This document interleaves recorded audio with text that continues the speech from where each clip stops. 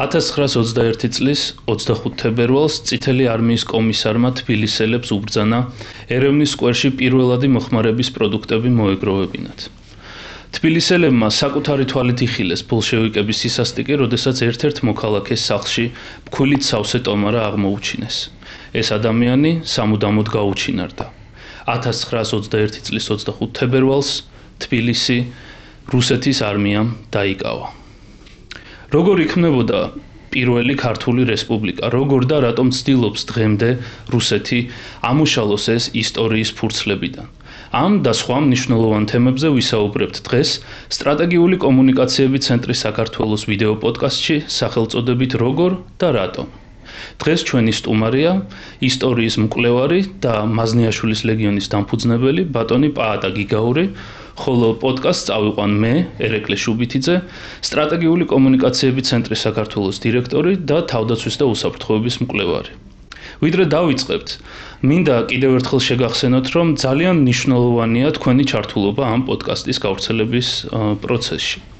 როგორც მოგეხსენებათ, სიმართლე გაცილებით უფრო რთულად ვრცელდება ვიდრე დეზინფორმაცია, შესაბამისად გთხოვთ მოიწონოთ და გააზიაროთ ჩვენი პოდკასტი და ასევე გამოიწეროთ ჩვენი, ანუ საინფორმაციო თავდაცვის ლეგიონის Facebook და YouTube გვერდები. დიდი მადლობა სტუმრობისთვის. ფიქრობ, ჩემთვისაც და მაყურებლისთვისაც ძალიან მნიშვნელოვანი თემა არის პირველი რესპუბლიკის ისტორია, თუმცა ძალიან ბევრს არ აქვს გააზრებული ის კონტექსტი, რა კონტექსტშიც საქართველოს მოუწია პირველი რესპუბლიკის შენება. თუ შეგვიძლია დავიწყოთ ზოგადად გარემოებებით, ანუ რა ხდებოდა მსოფლიოში იმ პერიოდში, რა პროცესებში იყო საქართველო ჩართული და რა პირობებში მოგვიწია პირველი სახელმწიფოს შენება. მოგესალმებით, მადლობა მოპატიჟებისთვის. მივესალმებით ჩვენს მაყურებელს. კონტექსტი იყო პირველი მსოფლიო ომის ბოლო ფაზა, როდესაც გერმანელები აღმოსავლეთით თავის მოკავშირე ოსმალეთთან ერთად შემოდიოდა რუსეთის ტერიტორიაზე, მათ დაიკავეს უკრაინა, პალესტინა და უკვე ძალიან ახლოს მოვიდნენ საქართველოსთან. ამას დაემთხვა რუსეთში შესაბამისად რევოლუცია 1917 წლის ბოლოს და ჩვენი დამოუკიდებლობის საკითხი წარმოიშვა ამ წელს 1917 წელს. ოღონდ გავრცელებული არის ასეთი ტყუილი, რომ თითქოს დამოუკიდებლობის გამოცხადება არ გვინდოდა და სოციალ-დემოკრატები ამის წინააღმდეგები იყვნენ. ეს ასე არ არის, გეტყვით როგორ იყო სინამდვილეში. 1917 წლის იანვარში სოფელ ჭანჭაჭში მოხდა სოციალ-დემოკრატიული პარტიის ლიდერების შეკრება, სადაც განიხილეს დამოუკიდებლობის გამოცხადების საკითხი და მაშინ არალეგალურ მდგომარეობაში იყვნენ და მხოლოდ მოგონებებშია შემორჩენილი შეკრების გადაწყვეტილება. და იქ დაადგინეს, რომ თუ დადგებოდა შესაბამისი პირობა და გერმანელები შემოვიდოდნენ კავკასიაში, გამოეცხადებინათ დამოუკიდებლობა, იმიტომ რომ სხვა გზა არ დაგვრჩებოდა. მაგრამ პირობა იყო, რომ რუსეთის არმია უნდა გასულიყო მთლიანად კავკასიიდან. იმიტომ რომ ეს 200,000 კაცი, რომელიც ოსმალეთის ფრონტზე იყო, როგორც რუსეთში ისე აქაც უმეტესობა გაბოლშევიკდა, აყვა მათ პროპაგანდას და ძალიან დიდი საფრთხე იყო, რომ ეს ძალა, რომელიც მოიხსნებოდა ოსმალეთის ფრონტიდან და საქართველოს გავლით წავიდოდა რუსეთში, დაიწყებდა პოგრომებს საქართველოში, როგორც ეს აზერბაიჯანში გააკეთეს. ახლა გეტყვით როგორ ავირიდეთ ეს თავიდან და როგორ გამოაცხადეთ დამოუკიდებლობა. ესე იგი 1917 წლის ბოლოს უკვე რუსეთში რევოლუცია მოხდა, უпроსტად კონტრრევოლუცია მოხდა და ბოლშევიკები მოვიდნენ სათავეში და კავკასიაში შეიქმნა ეს სეიმი, ამიერკავკასიის, ნოემბერში არჩევნებით ჩატარდა იმავე წლის და წარმოიდგინეთ წლინახევრით ადრე რაც იფიქრეს რომ მოხდებოდა, იმან დაიწყო ახდენა. და ძალიან ინტენსიურად მუშაობდნენ სოციალ-დემოკრატები იმ პარტიებთან, რომლებიც პირდაპირ დამოუკიდებლობას ითხოვდნენ. ესენი იყვნენ ეროვნულ დემოკრატები და სხვები. ამ ჯგუფს ყავდა თავის წარმომადგენლობა გერმანიაში, რომლებიც 1914 წლიდან მოყოლებული ინტენსიურად მუშაობდნენ გერმანელებთან, რადგან მიაჩნდათ, რომ თუ გერმანია მოიგებს, დამოუკიდებლობა რეალური გახდება. და შეთანხმებულები იყვნენ, ერთმანეთს უცვლიდნენ ინფორმაციას, რეგულარულად ხდებოდნენ ერთმანეთს, მიუხედავად იმისა, რომ განსხვავებული პლატფორმებზე იყვნენ პოლიტიკურზე, ამ თემაში შეთანხმებულები იყვნენ და როდესაც დადგა შესაფერისი მომენტი და უკვე გერმანია შემოვიდა, ახლოს მოვიდა საქართველოსთან და უკვე ეს კავკასიის კონფედერაციაც კვდრაჩობილი იყო, დროებითი იყო და აი ამ დროს მოიხსნა ეს ფრონტი და ეს 200,000 ძირითადად რუსი მიდის რუსეთისკენ და წავიდა ძალიან სერიოზული პროპაგანდა ამ ჯარებში, რომ ხარი დაეჭირათ საქართველოში ბოლშევიკებისთვის, იგივე საკეთებდნენ ბაქოში და ერევანში, რათა ძალაუფლება ხელში აიღოთ ბოლშევიკებს და ძალაუფლება ხელში აიღოთ ძალით. იმიტომ რომ არჩევნების დიდ გამორიცხული იყო, არ ყავდათ დიდი მხარდაჭერა და რო ნახოთ არჩევნების შედეგები 1917 წლის, ისინი იმარჯვებდნენ მხოლოდ სამხედრო ნაწილებში, სადაც რუსები იყვნენ ბევრი. მაგალითად თბილისში იყო განთავსებული ქართული კორპუსის მეხუთე პოლკი და 800 კაცმა ხმა მიცა სოციალ-დემოკრატებს და 9 კაცმა მიცა ხმა ბოლშევიკებს. ანუ არანაირი გავლენა არ ჰქონდათ. და სანამ ეს რუსი ჯარი გაივლიდა, აი მაშინ უნდათ რომ ხელში აიღოთ ძალაუფლება და ბოლშევიკურ ხაზზე დამჯდარიყვნენ. ამის საწინააღმდეგოდ ამ პროპაგანდას აყვა რუსეთის ჯარი და ეს მოდიან შეიარაღებულები. როგორია ხამათი გაჩერება, ხო? და ყველა 200,000 კაცზე საუბარი, ხო? კი, არა, ერთდროულად არ მოწყდნენ, მაგრამ საკმაოდ დიდი მასებით მოდიან. იქ ამტარუნარიანობა რკინიგზას მეტი არ ქონდა.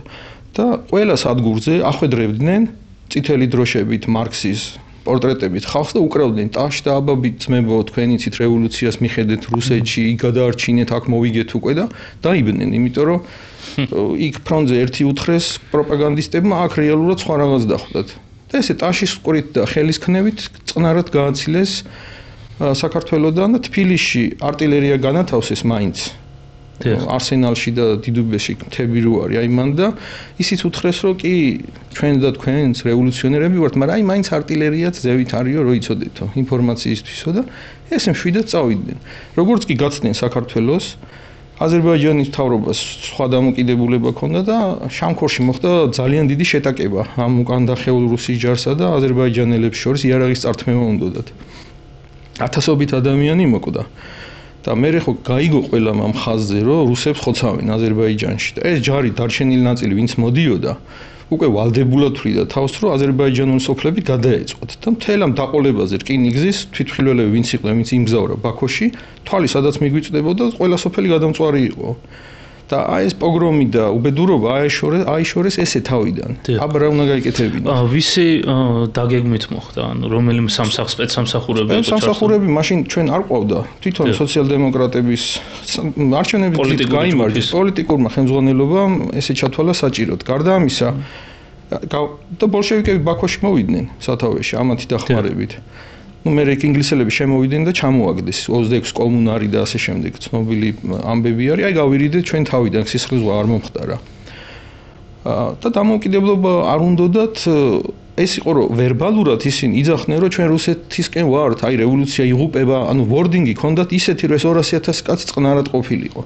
სხვა რაღაცას ვერ გააკეთებდნენ. სინამდვილეში ჩაფიქრებული იყო წლინახევრით ადრე დამოუკიდებლობის გამოცხადება. როგორც კი გერმანელები შემოვიდნენ და ბოლო რუსი ჯარისკაცი წავიდა აქედან, მაისი იყო და 26 მაისს უკვე გამოცხადდა დამოუკიდებლობა.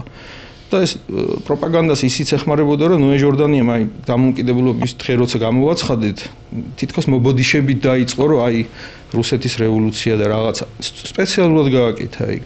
რბილი ვორდინგი ქონდა და პოლიტიკურად სწორად იქცეოდა, იმიტომ რომ ერთს ლაპარაკობდნენ, სინამდვილეში სხვა რაღაცას აკეთებდნენ.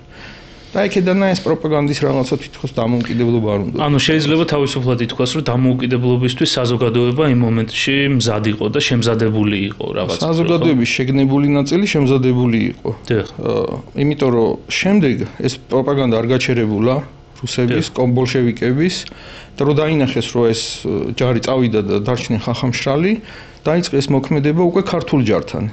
ქართული კორპუსი არსებობდა, რომელიც რუსეთის არმიის შემადგენლობაში იყო და ისინიც მოდიოდნენ ფრონტიდან და ყველაზე ცუდი რაც გააკეთეს, ეს იყო გლეხების და მუშების დაპირისპირების გამოწვევა, იმიტომ რომ ქალაქებში მათ გასავალი საერთოდ არ ჰქონდათ, ქალაქებში რატო? იმიტომ რომ ეხლა ჩვენთვის შეიძლება ახალგაზრდებისთვის განსაკუთრებით რთულა წარმოსადგენია, როგორ შეიძლება ინფორმაცია ვერ მიუტანო ადამიანს. ჩვენს პირობებში მობილურს ამოიღებ და რა ვიცი, კონგოში რა ხდება, იმას გაიგებ 10 წამში, მაგრამ მაშინ თისიქით რა ხდებოდა არ იცოდნენ. არაფერი არ იყო, რადიოც კი არ იყო. მაქსიმუმ ტელეგრაფი თუ არ გაწყვეტავდნენ იმ ხაზსაც. ინფორმაციის მიწოდება იყო ძალიან რთული რა. და თავრობა აწვდიდა თავის ინფორმაციას ქალაქებში, აი დუშეთში მაგალითად გორში, პრობლემა არ იყო. იქ ყველა შეგნებული ადამიანი იყო და მიიღეს ეს ინფორმაცია და სოფლებში უჭირდა ძალიან.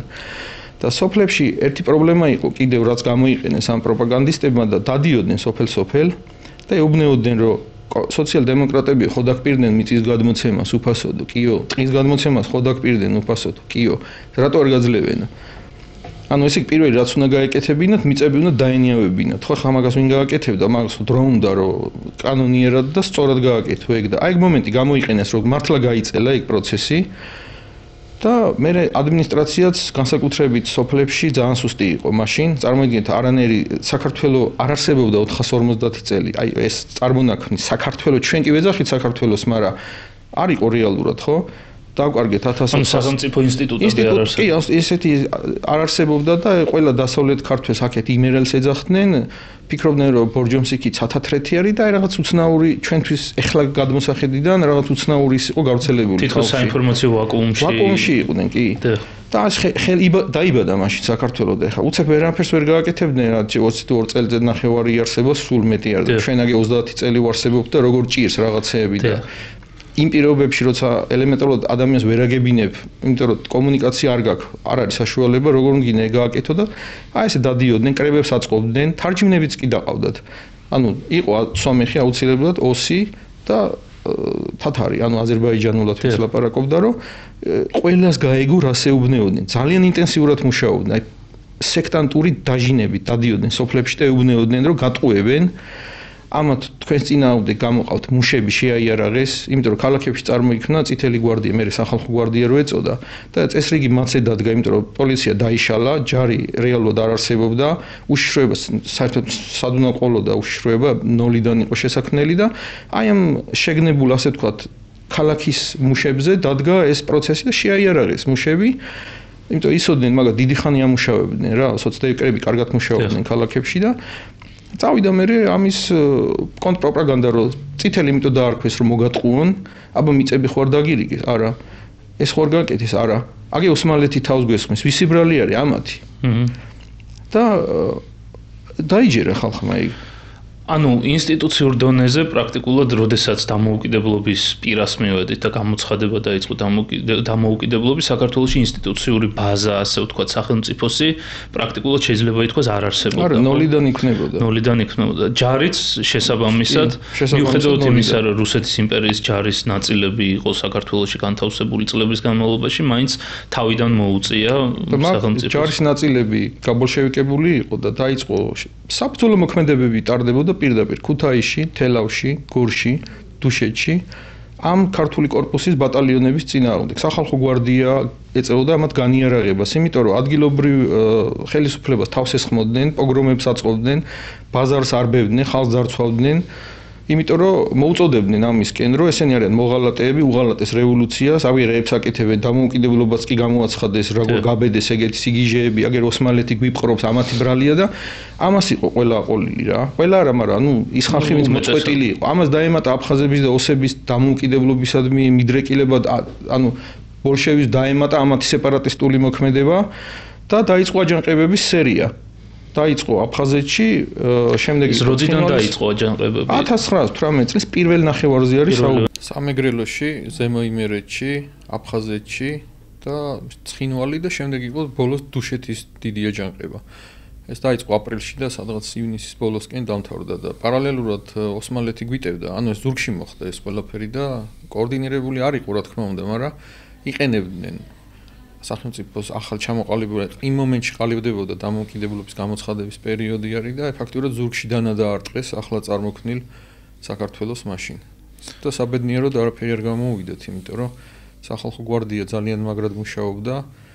მერე მაზნიაშვილი გადაისროლეს აფხაზეთისკენ, საერთოდ ტუაფსეში შევიდა და უკვე დუშეთის აჯანყება იყო საკმაოდ მძაფრი და ისიც ჩაახშეს.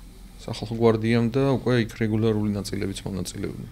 ნაწილობრივ. ძალიან საინტერესოა ეს ფაქტი, რომ ჩვენ დამოუკიდებლობის პერიოდში პრაქტიკულად მოგვიწია ახლიდან ინსტიტუციების შექმნა და ერთ-ერთი საზომი სახელმწიფო სიძლიერის და სუვერენიტეტის გარანტი, ასე ვთქვათ, არის ჯარი. ჯარის მშენებლობა როგორ დაიწყო, ანუ რა ჩავიბარეთ და შემდეგ უკვე როგორ განვითარდა ჯარის მშენებლობა, იმიტომ რომ 2 წელიწადში მე პრაქტიკულად საქართველოს ისტორიაში ერთ-ერთი უმნიშვნელოვანესი ომის ბრძოლა მოუწიათ. და ამისთვის რაღაც გზა ყველა ვარიანტში გასავლელი იყო და როგორ დაიწყო ეს აღმშენებლობა? როდესაც რევოლუცია დაიწყო რუსეთში, ამას მოყვა საფრთხე რომ დაშლილიყო საერთოდ ფრონტი და კავკასიაში გადაწყდა, არა მარტო კავკასიაში, ზოგადად რომ ადგილობრივი მოსახლეობისგან შეიქმნათ კორპუსები. შეიქმნა სომხური და ქართული კორპუსი, რომელიც რუსეთის არმიის შემადგენლობაში იყო, მაგრამ დაკომპლექტდებოდა ქართველებით და სომხებით. და ეს იყო ჩანასახო მდგომარეობაში ის ქართული ჯარი, რომელიც აიმას დაეფუძნა. გაბაშვილი იყო გენერალი ამ კორპუსის მეთაური. და ისინი ძირითადად განლაგებულები იყვნენ აიგ ოსმალეთის მიმართულებით და ნაწილი საქართველოში იყო. ეს ფორმაცია ისევე გაბოლშევიკდა როგორც მთელი ეს ოსმალეთის ფრონტი, ანუ საიმედო დასაყრდენი სახელმწიფოსთვის არ იყო, მაგალითს გეტყვით. ოზურგეთში როცა ბათუმი აიღეს, იქ 12000 ქართველი მებრძოლი იყო და 3000 ოსმალო უტევდა და 3 დღეში ეს ოპერაცია წარმატებით დაამთავრეს. ანუ ფაქტიურად არივემა იქ ჯარმა.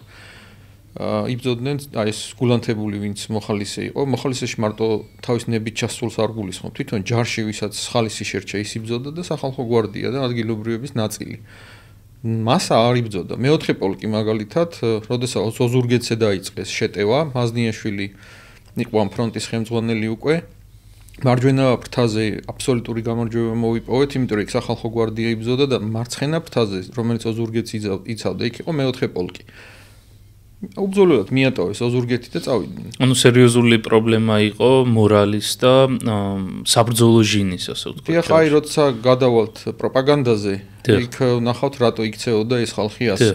რატო ღალატობდნენ რეალურად საქართველოს, მაგას ვერ ხვდებოდნენ. რაც შეეხება დაწყებას უშუალოდ, აი ესე დაიწყო, პირდაპირ ბრძოლებში ყალიბდებოდა ეს ყველაფერი და შემდეგ უკვე დამოუკიდებლობა როცა გამოვაცხადეთ. მანამდე სანამ გამოვაცხადებთ გვარდია ვახსენე, პირველი ქართული ფორმირება, რომელიც საქართველოს ხელისუფლებას ემორჩილებოდა და მისი შექმნილი იყო სახალხო გვარდია, მაშინ წითელი გვარდია ერქვა, 26 მაისს მერე დაარქვეს სახალხო და ეს იყო მთლიანი სამოხალისეო ფორმირება, რომელიც ძირითადად მუშებისგან შედგებოდა. ამაზეც მერე ვილაპარაკოთ, რატომ იყვნენ მაინდა-მაინც მუშები, რა სპეციფიკა ჰქონდა ამისთან. და ნაწილი რა თქმა უნდა, ოფიცრები, ყოფილი სამხედროები იყვნენ, ან მოქმედი სამხედროები. ეს უფრო გასამხედროებული სტრუქტურა იყო, რომელმაც შეითავსა როგორც პოლიციის, ასევე ნაწილობრივ დაზვერვის და უშიშროების ფუნქცია. ამ ხალხს ჰქონდა იარაღის ტარების უფლება და თუ მაგალითად პირობითად ავიღოთ სოფელი მუხრანი, თქვა თუ ატყდებოდა სადმე სროლა ან კრიმინალური სიტუაცია იყო, ესენი ვალდებულები იყვნენ იარაღისთვის მოეკიდათ ხელი, შეკრების პუნქტები ჰქონდათ ყველგან, იკრიბებოდნენ იქ და მიდიოდნენ იმ სროლის მიმართულებით. მაშინ არც კომუნიკაცია იყო, არაფერი არ იყო, ვიზუალური და ხმოვანი კონტაქტი იყო, ძირითადად აი ინფორმაციის მიღების სწრაფი წყარო და ეს დანაყოფები იყო ტერიტორიული, ადგილობრივებისგან შედგებოდა, აი მაგალითად ქუთაისის ბატალიონში იყვნენ შტაბი ქუთაისში ქონდა, მაგრამ გარშემო სოფლებში რაც ყველგან იყო სახალხო გვარდიის პატარ-პატარა ჯგუფები და დიდი ომი როცა იწყებოდა, ეს ხალხი იკრიბებოდა ქუთაისში და 700 კაცი მიდიოდა ფრონტზე. მაგრამ თუ ადგილზე რაღაც პრობლემა იყო და პოლიციური მოქმედება იყო საჭირო, ამათ სახში იარაღი ჰქონდათ და ეგრევე გამოდიოდნენ და რო ნახოთ ქრონიკები მაშინდელი გაზეთების წერია, რომ შეტაკებაში დაიღუპა 2 გვარდიელი ვიღაც კრიმინალებთან და ასე შემდეგ. აი ეს იყო პირველი ფორმაცია.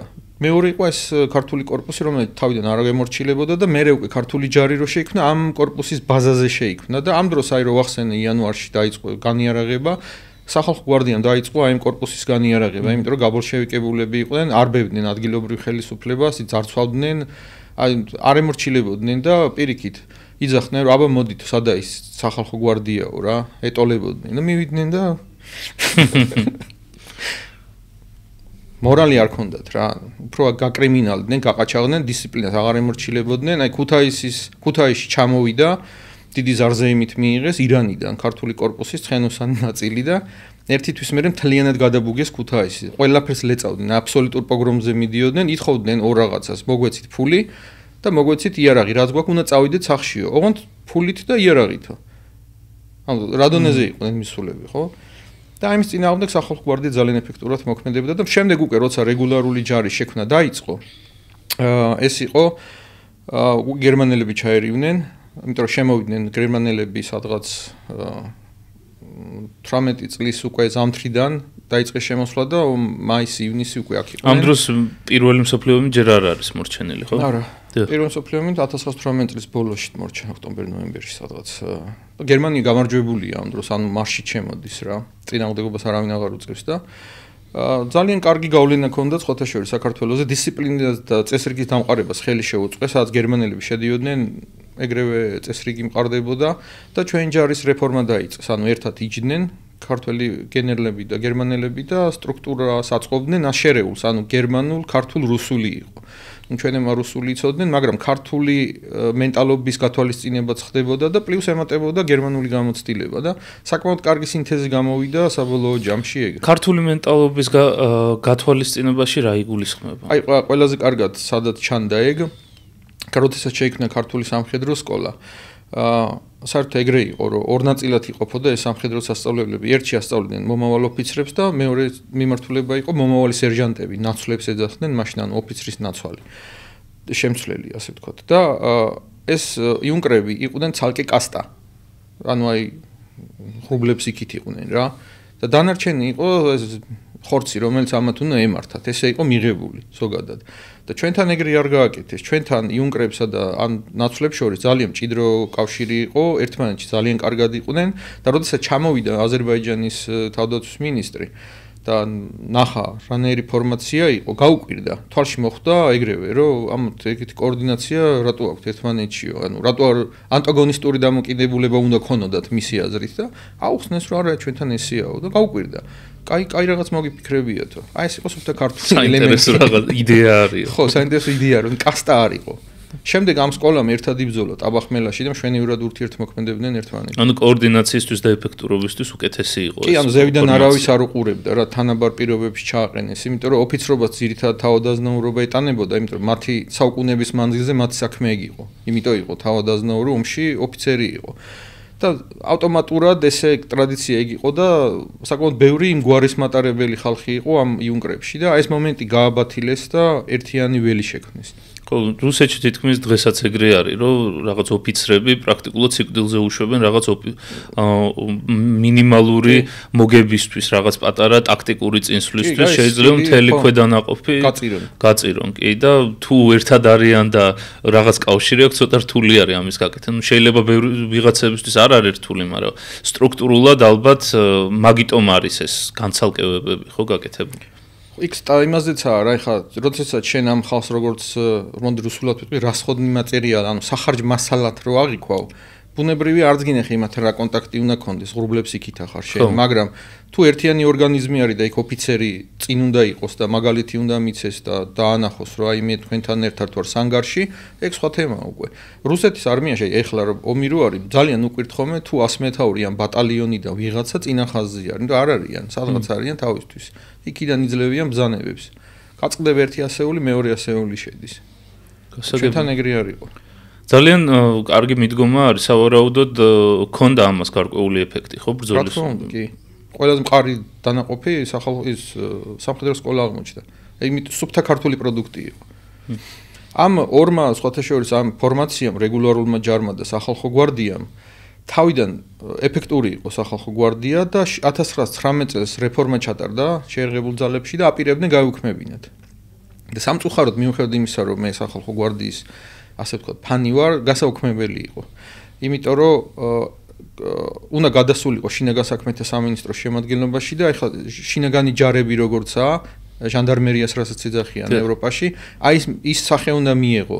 ამათ და აპირებდნენ მაგას, ითათფირეს და სწორი ეგ გადაწყვეტილება იყო, მაგრამ ვალიკო ჯუღელს დიდი გავლენა ჰქონდა, ფაქტობრივად სახელმწიფო ამათზე იდგა წესრიგი და ასე გაიბუტა, ასე ვთქვა, ჩაიკეტა და აღარავის აღარ დაგელაპარაკები, ჩვენ აბა ეგეთ რა ჩაგრავთ და რაღაცა ჩვენ გვინდა დემოკრატიზმის შიგნით და მოკლედ ამან ის გამოიწვია, რომ ნუ პატივიცეს ამათ ამ ხელამს ხელბზა ღვაწლს და დატოვეს ეს სახალხო გვარდია და ორი პარალელური სტრუქტურა იყო. ერთმანეთთან თავსებადი არ იყო თან. ანუ კი იბრძოდნენ ორივე ფრონტზე ერთად მიდიოდა ნომინალურად თავარსარდას ემორჩილებოდნენ, მაგრამ პროცესში ხან ერთი უბერევდა, ხან მეორე და ანუ განცალკევებულად მოქმედებდნენ მაინც.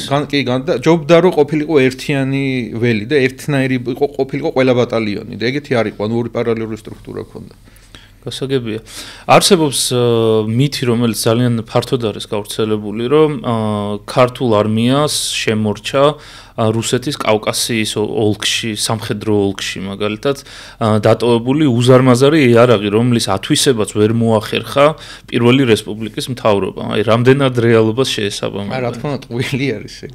ანუ არის მითები, რომლებიც დღემდე შემორჩა და არის მითები, როცა მაშინვე მოკვდა. იმ ძველი პროპაგანდა ადგილზე რაც ქონდათ, კლავდნენ, მაგრამ ანუ მაგალითად არის ეგ დოკუმენტები ხელმისაწვდომი და თბილისის და სამტრედიის არტილერიულ საწყობებში 1918 წელს რა იყო შეიარაღებაში უკანასკნელი ვაზნამდეა დათვლილი. დედადებს გრიფის აიდუმლო.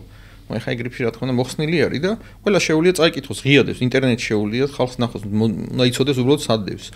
და მე შესწავლილი მაქვს ეგ დოკუმენტი. და სადოს მაინც რო დაინტერესებს. არქივის საიტზეა პირდაპირ განთავსებული. პირდაპირ არქივის საიტზე შეიძლება. მოძებნა რთული რა, ბევრი ფაილი უნდა ნახო, რომ საძიებო სისტემაში არ ამოაგდებს იოლად.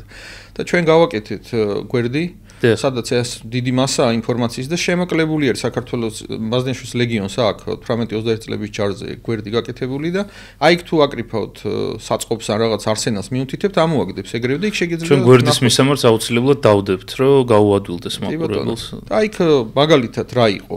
ესე იგი იმის გამო რომ ფრონტი გადაწეული იყო ტრაპზონს იქით და შეტევას აპირებდა 1917-18 წელს რუსეთის არმია, ეს საწყობები რა ზურგში იყო, უკვე ზურგი გახდა თბილისი და სამტრედია. თითქმის მთლიანად დაცალეს და გადაიტანეს იქ, სარაყამისში, ყარში, ტრაბზონში. იქამდე მივიდა საქმე, რომ ეს როცა უკან მორბოდა ეს რუსეთის ჯარი, ტყვიამფრქვევები იყო შედარებით ბევრი ამ საწყობში. და სომხეთს დაახლოებით 100 ტყვიამფრქვევი გაუცვალეთ საარტილერიო ჭურვებში. მაგრამ ეს ჭურვები სარაყამისში იყო, სომხური კორპუსი იცავდა სარაყამის. და ვალოდია გოგუაძე თავის ჯავშანმატარებლად ვაგონები ჩააბეს, წავიდა, ეს ტყვიამფრქვევი მიცეს სომხებს, აზერბაიჯანთან შეტაკება მოხდა მაგის გამო, მაგრამ ეს ხო თემა არის. ჩვენც მოგვეცით რატო იმათ რატო აძლევთ და ჩავიდა და აი ცხვირწინა აცალა თურქებს და ბძოლა-ბძოლით გამოვიდა იქიდან არ საარტილერიო ჭურვები რო ჩამოეტანა არ იყო ძალიან ცოტა იყო რა. ვალოდია გოგუაძე რა თანამდებობის პირი იყო ჩვენ მაყურებელს? ჯავშანმატარებლების ერთ-ერთი ჯავშანმატარებლის ხელმძღვანელი მეთაური იყო იმ მომენტში და თავისი ჯავშანმატარებლით ჩავიდა. მალევე გახდა ჯავშან ჯგუფის მეთაური, 4 ჯავშანმატარებელი ჰქონდა მაშინ და სახალხო გვარდიაში შედიოდა ეგ დანაყოფი. და აი თვითონ აღწერაში ჩანს რომ იყო დაახლოებით 1 პოლკი სამყოფი 1700 დაახლოებით ჩაშხანა ვაზნებით თუ არ ვცდები მილიონი თუ 2 მილიონი ან ცოტა იყო ძალიან რა და ეს არ შევსებულა ანუ ისე ინტენსიურად როგორც საჭირო იყო და არ განუწყვეტლივ ომი უწევდა საქართველოს და ისეთ კურიოზული განცხადებაც იყო იმ დროინდელ გაზეთში ამ პერიოდის რომ გთხოვთ სხვადასხვა ფორმირებებს ნუ მოგმართავთ თხოვნით იარაღზე და ტყვიებზე აღარ არის არაფერიო ანუ მაშინ ტელევიზია და რადიო არის განცხადება გააკეთა საცავმა გააკეთა თვითონ საცავის ადმინისტრაციამ გენშტაბთან ერთად რომ ნუ მოგმართავთ იარაღზეო რა აღარ არისო კი რაც იყო უკვე გაცემულიაო და ეხლახანს აღმოჩნდა საბუთები მე არ მინახია მაგრამ უბრალოდ სტყვიერად მითხრეს რომ გერმანიაში შევიძინეთ იმ პერიოდში 20000 შაშხანა და რამდენი ტყვიამფრქვევები და ასევე ვაზნები მოასწრო გერმანია მაგის მოწოდება და მაგით ვიომეთ ფაქტიურად ის 2 წელიწად ნახევარი და იქამდე მივიდა საქმე 1920 წლის შუაში, როდესაც ომი ქონდა პირველი ომი რუსეთთან, აზერბაიჯანის მხრიდან თავს დაგვესხნენ, 1.5 მილიონი ვაზნაღა იყო ქვეყანაში და ბრძანება გაიცა, რომ არსენალში თბილისის არტილერიის საწყობში არსენალს ეძახდნენ მაშინ, ძალიან ბევრი მასრა იყო თურქული, რომელიც იყო გასროლილი. ამ მასრებს ხელახლა ტენიდნენ თავს სხვა კალიბრისას უკეთებდნენ რუსულს და გამოდიოდა რაღაც უბედურობა და რეკომენდაცია იყო რომ სამჯარისკაც უნდა ესროლა ერთ სამიზნეზე რომ იქნებ მოხვედრილი იყო ესეთი ვაზნა არ იყო საიმედო და ეცადეთ რომ 50 ნაბიჯზე მოუშვათო რომ ზუსტად მოხდესო და როცა ესეთი ფაქტები არსებობს და ტაბახმელაში და იმ ფრონტის ხაზზე 21-ში უკვე გასროლილ მასრებს კრებდნენ ალაგებდნენ ყუთებში, ჩაქონდათ ქალაქში, ტენიდნენ და უკან ამოქონდათ და გათხრების დროს სხვათა შორის ჩვენ 2017 წელს პრეზიდენტის ადმინისტრაციის დაფინანსებით მაზნეშვის ლეგიონმა ეგ სანგარი გათხარა. შევამოწმეთ იქ რა იყო რეალურად დარჩენილი და ამოვიდა მასრები, სხვადასხვა მატერიალი ამოვიდა და ის რასაც იძახდნენ რომ არ იყო და ტენიდნენ კუსტარულად, ასე დადასტურდა, იმიტომ რომ ეს როგორ გითხრათ, ყველა ვაზნად ძირზე აქვს მარკერი, რომელიც წელსაა გამოშვებული და რომელიმე ქარხანამ დაამზადა. და რომ ნახულობდით ამ მასრებს, სხვადასხვა ქარხნების და სხვადასხვა წლის იყო. ანუ ეს იყო სავარაუდოდ კუსტარულად დატენილი და რომელიც უბრალოდ ასე ჯიბეში ქონა 20 წალი ვიღაცას არეული რა. იმიტომ რომ ერთად მაშინ უნდა ყოფილიყო ერთი ქარხნის მაგალითად 20 მასრა ერთად. არ იყო ეგეთი რაღაც შეჯგუფება, სპეციალურად ვეძებდი რომ შეჯგუფება ხო არ იყო, არ იყო. დაფანტული იყო ეს კალიბრის და ქარხნები და ესე იგი დასტურდება. მიუხედავად იმისა, რომ ძალიან ცოტა დრო ქონდათ იმისთვის რომ რაღაცა აეწყოთ, შეიძლება ითქვას, რომ კუსტარულად დამზადების მასრების გადატენვის სისტემა მაინც იყო, რომ რაღაც ბრძოლის ველზე იმდენად ნაკლებობა არ ყოფილიყო, რამდენადაც შეიძლებოდა, რომ თუ არ გადატენიდნენ, თუ არ დაამზადებდნენ, მაშინ გაცილებით უფრო სავალალო სიტუაციაში ვიქნებოდა. ეხლა მსმენელმა შევიფიქროს ეს სამწერი ასაკეთებდნენ, ებშოვად სადმეო. არავინ იარაღს არ გვაძლევდა. ხო, ეს შემდეგ კითხვაზე ლოგიკურად გადადის. აი საერთაშორისო დონეზე ჩვენ ნახეთ რა კონტექსტში დაიბადა, ასე ვთქვათ, საქართველოს პირველი რესპუბლიკა, რომ პირველი მსოფლიო ომი მიდის კაცობრიობის ისტორიაში ერთ-ერთი ყველაზე სისხლიანი და დამანგრეველი, პრაქტიკულად ჩვენთვის არავის არ სცალია ამ პერიოდში, ჯერ კიდევ არ არის დამთავრებული 1918 წელს ეს ომი და საქართველოს აცხადებს დამოუკიდებლობას.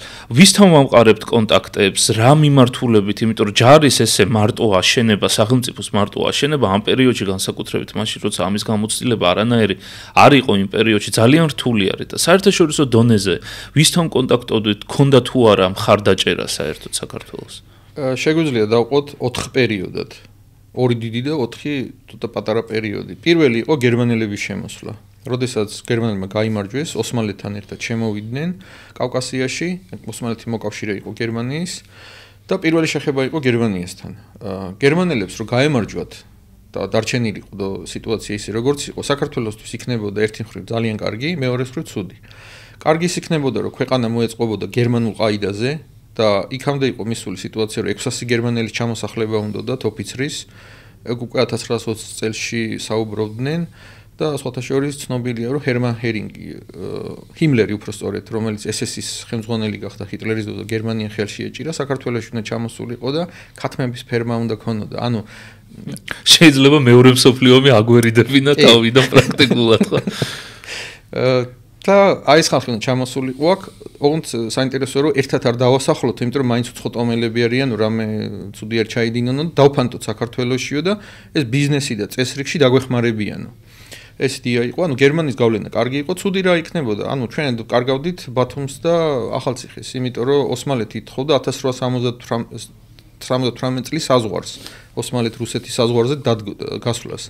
და ანუ გერმანია ამაზე თავის დიდ მოკავშირეს დათანხმდა. და ამ დროს ჩვენ პატარა მოკავშირე გავხდით გერმანიის და ჩვენი ინტერესების გათვალისწინებული იყო, იმიტომ რომ როცა ოსმალეთმა დააპირა, რომ ესე ძალამერჩისო და ბარე მოდფლიანად დავიკავებო და ბაქოზე გავჭრი გზას თბილისის გავლითო, მაგაზე უკვე წითელი აუნთო გერმანიამ და გერმანელებს და ქართველებს ერთობლივად ჰქონდა სამხედრო ოპერაცია ოსმალების წინააღმდეგ ლორეს ოლქში. თავის მოკავშირის წინააღმდეგ წავიდნენ ჩვენს გამო.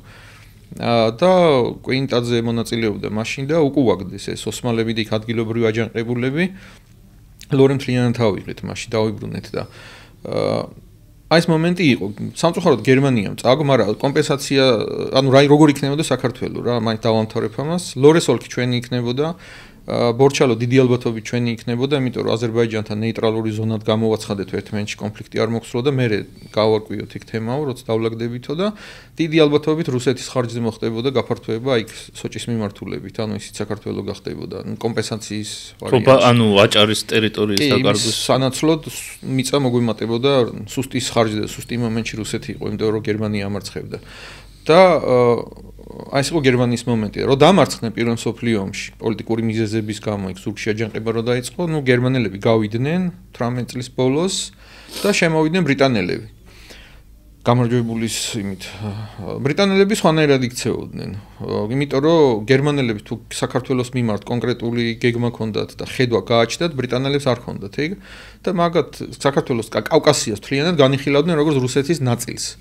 და მათი მიზანი იყო, რომ რუსეთში მომხდარიყო ამ ხელისუფლების დაბრუნება, ვინც რევოლუციით მოვიდა, ეს კი წოდებული თეთრი გვარდია, დენიკინი, ყველა მის ვინა, აი დენიკინს უჭერდნენ მხარს.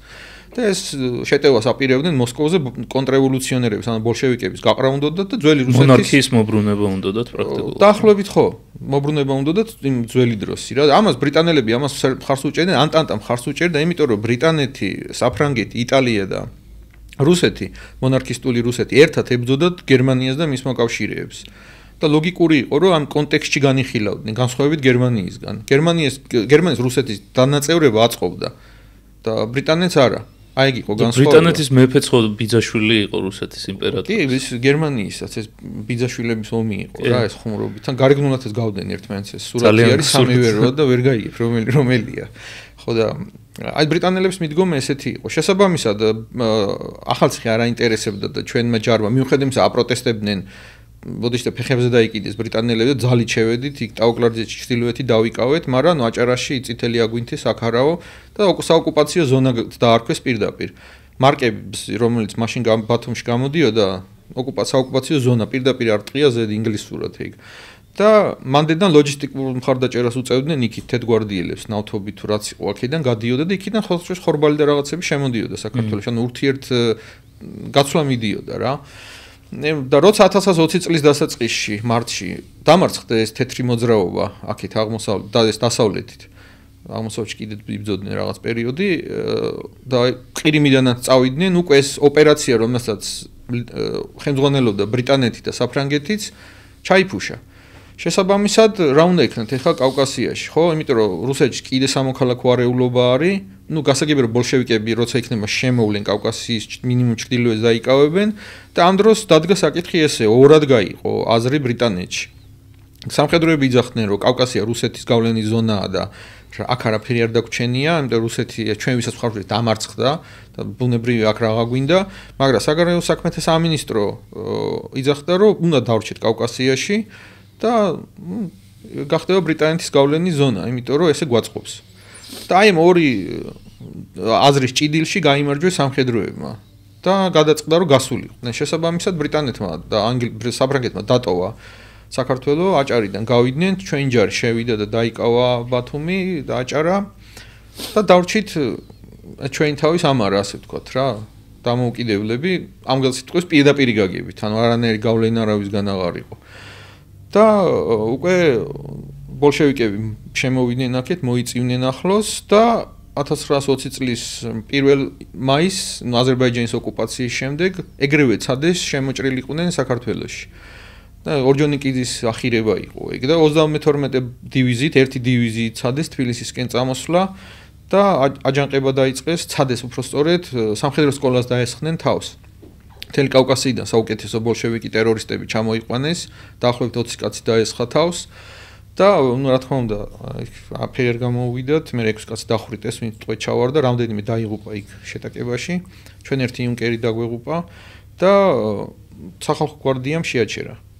გადარეკეს უკან ისევ სახალხო გვარდიის კი იმიტომ რომ ძალიან მობილური იყო რა სახალხო გვარდია და თავისებური იყო პლუსები ჰქონდა მაგრამ მინუსებიც ჰქონდა საერთაშორისო ურთიერთობებზე რომ გავაგრძელოთ ეს თემა ოღონდ უფრო ლოკალურ დონეზე რა ურთიერთობები იყო სომხეთს აზერბაიჯანს და თურქეთის მიმართულებით ამ პერიოდში დამოუკიდებლობის აღებიდან პრაქტიკულად წითელი არმიის შემოსვლამდე ესე იგი ეს ფედერაცია რო შეიქმნა ამიერკავკასიის ეს იდეა იყო ჩვენი ქართველების ანუ ვუთხარით რომ სიტუაცია მსოფლიოში არეული არის მოდი ახლა დავლაგდეთ ერთმანეთს მოდი ომს და სროლას ნუ დაუწყებთ თორე დავიღუპებით სამივე იმიტომ რომ ვინ შემოდის აქ არავის აქ არ აწყობს არეულობა იმიტომ რომ ომი მთავრდება და ყველას უნდა სიმშვიდე შენ აქ ომი დალიაქოთი დაახვედრო უკვე არასერიოზულია რა და დაგვიჯერეს და თბილისში იყო ცენტრი შეიქმნა მთავრობა მინისტრები განაწილდნენ ზოგი ქართველი იყო ზოგი აზერბაიჯანელი ზოგი სომეხი სამივეს ჰქონდა თავის ეროვნული საბჭო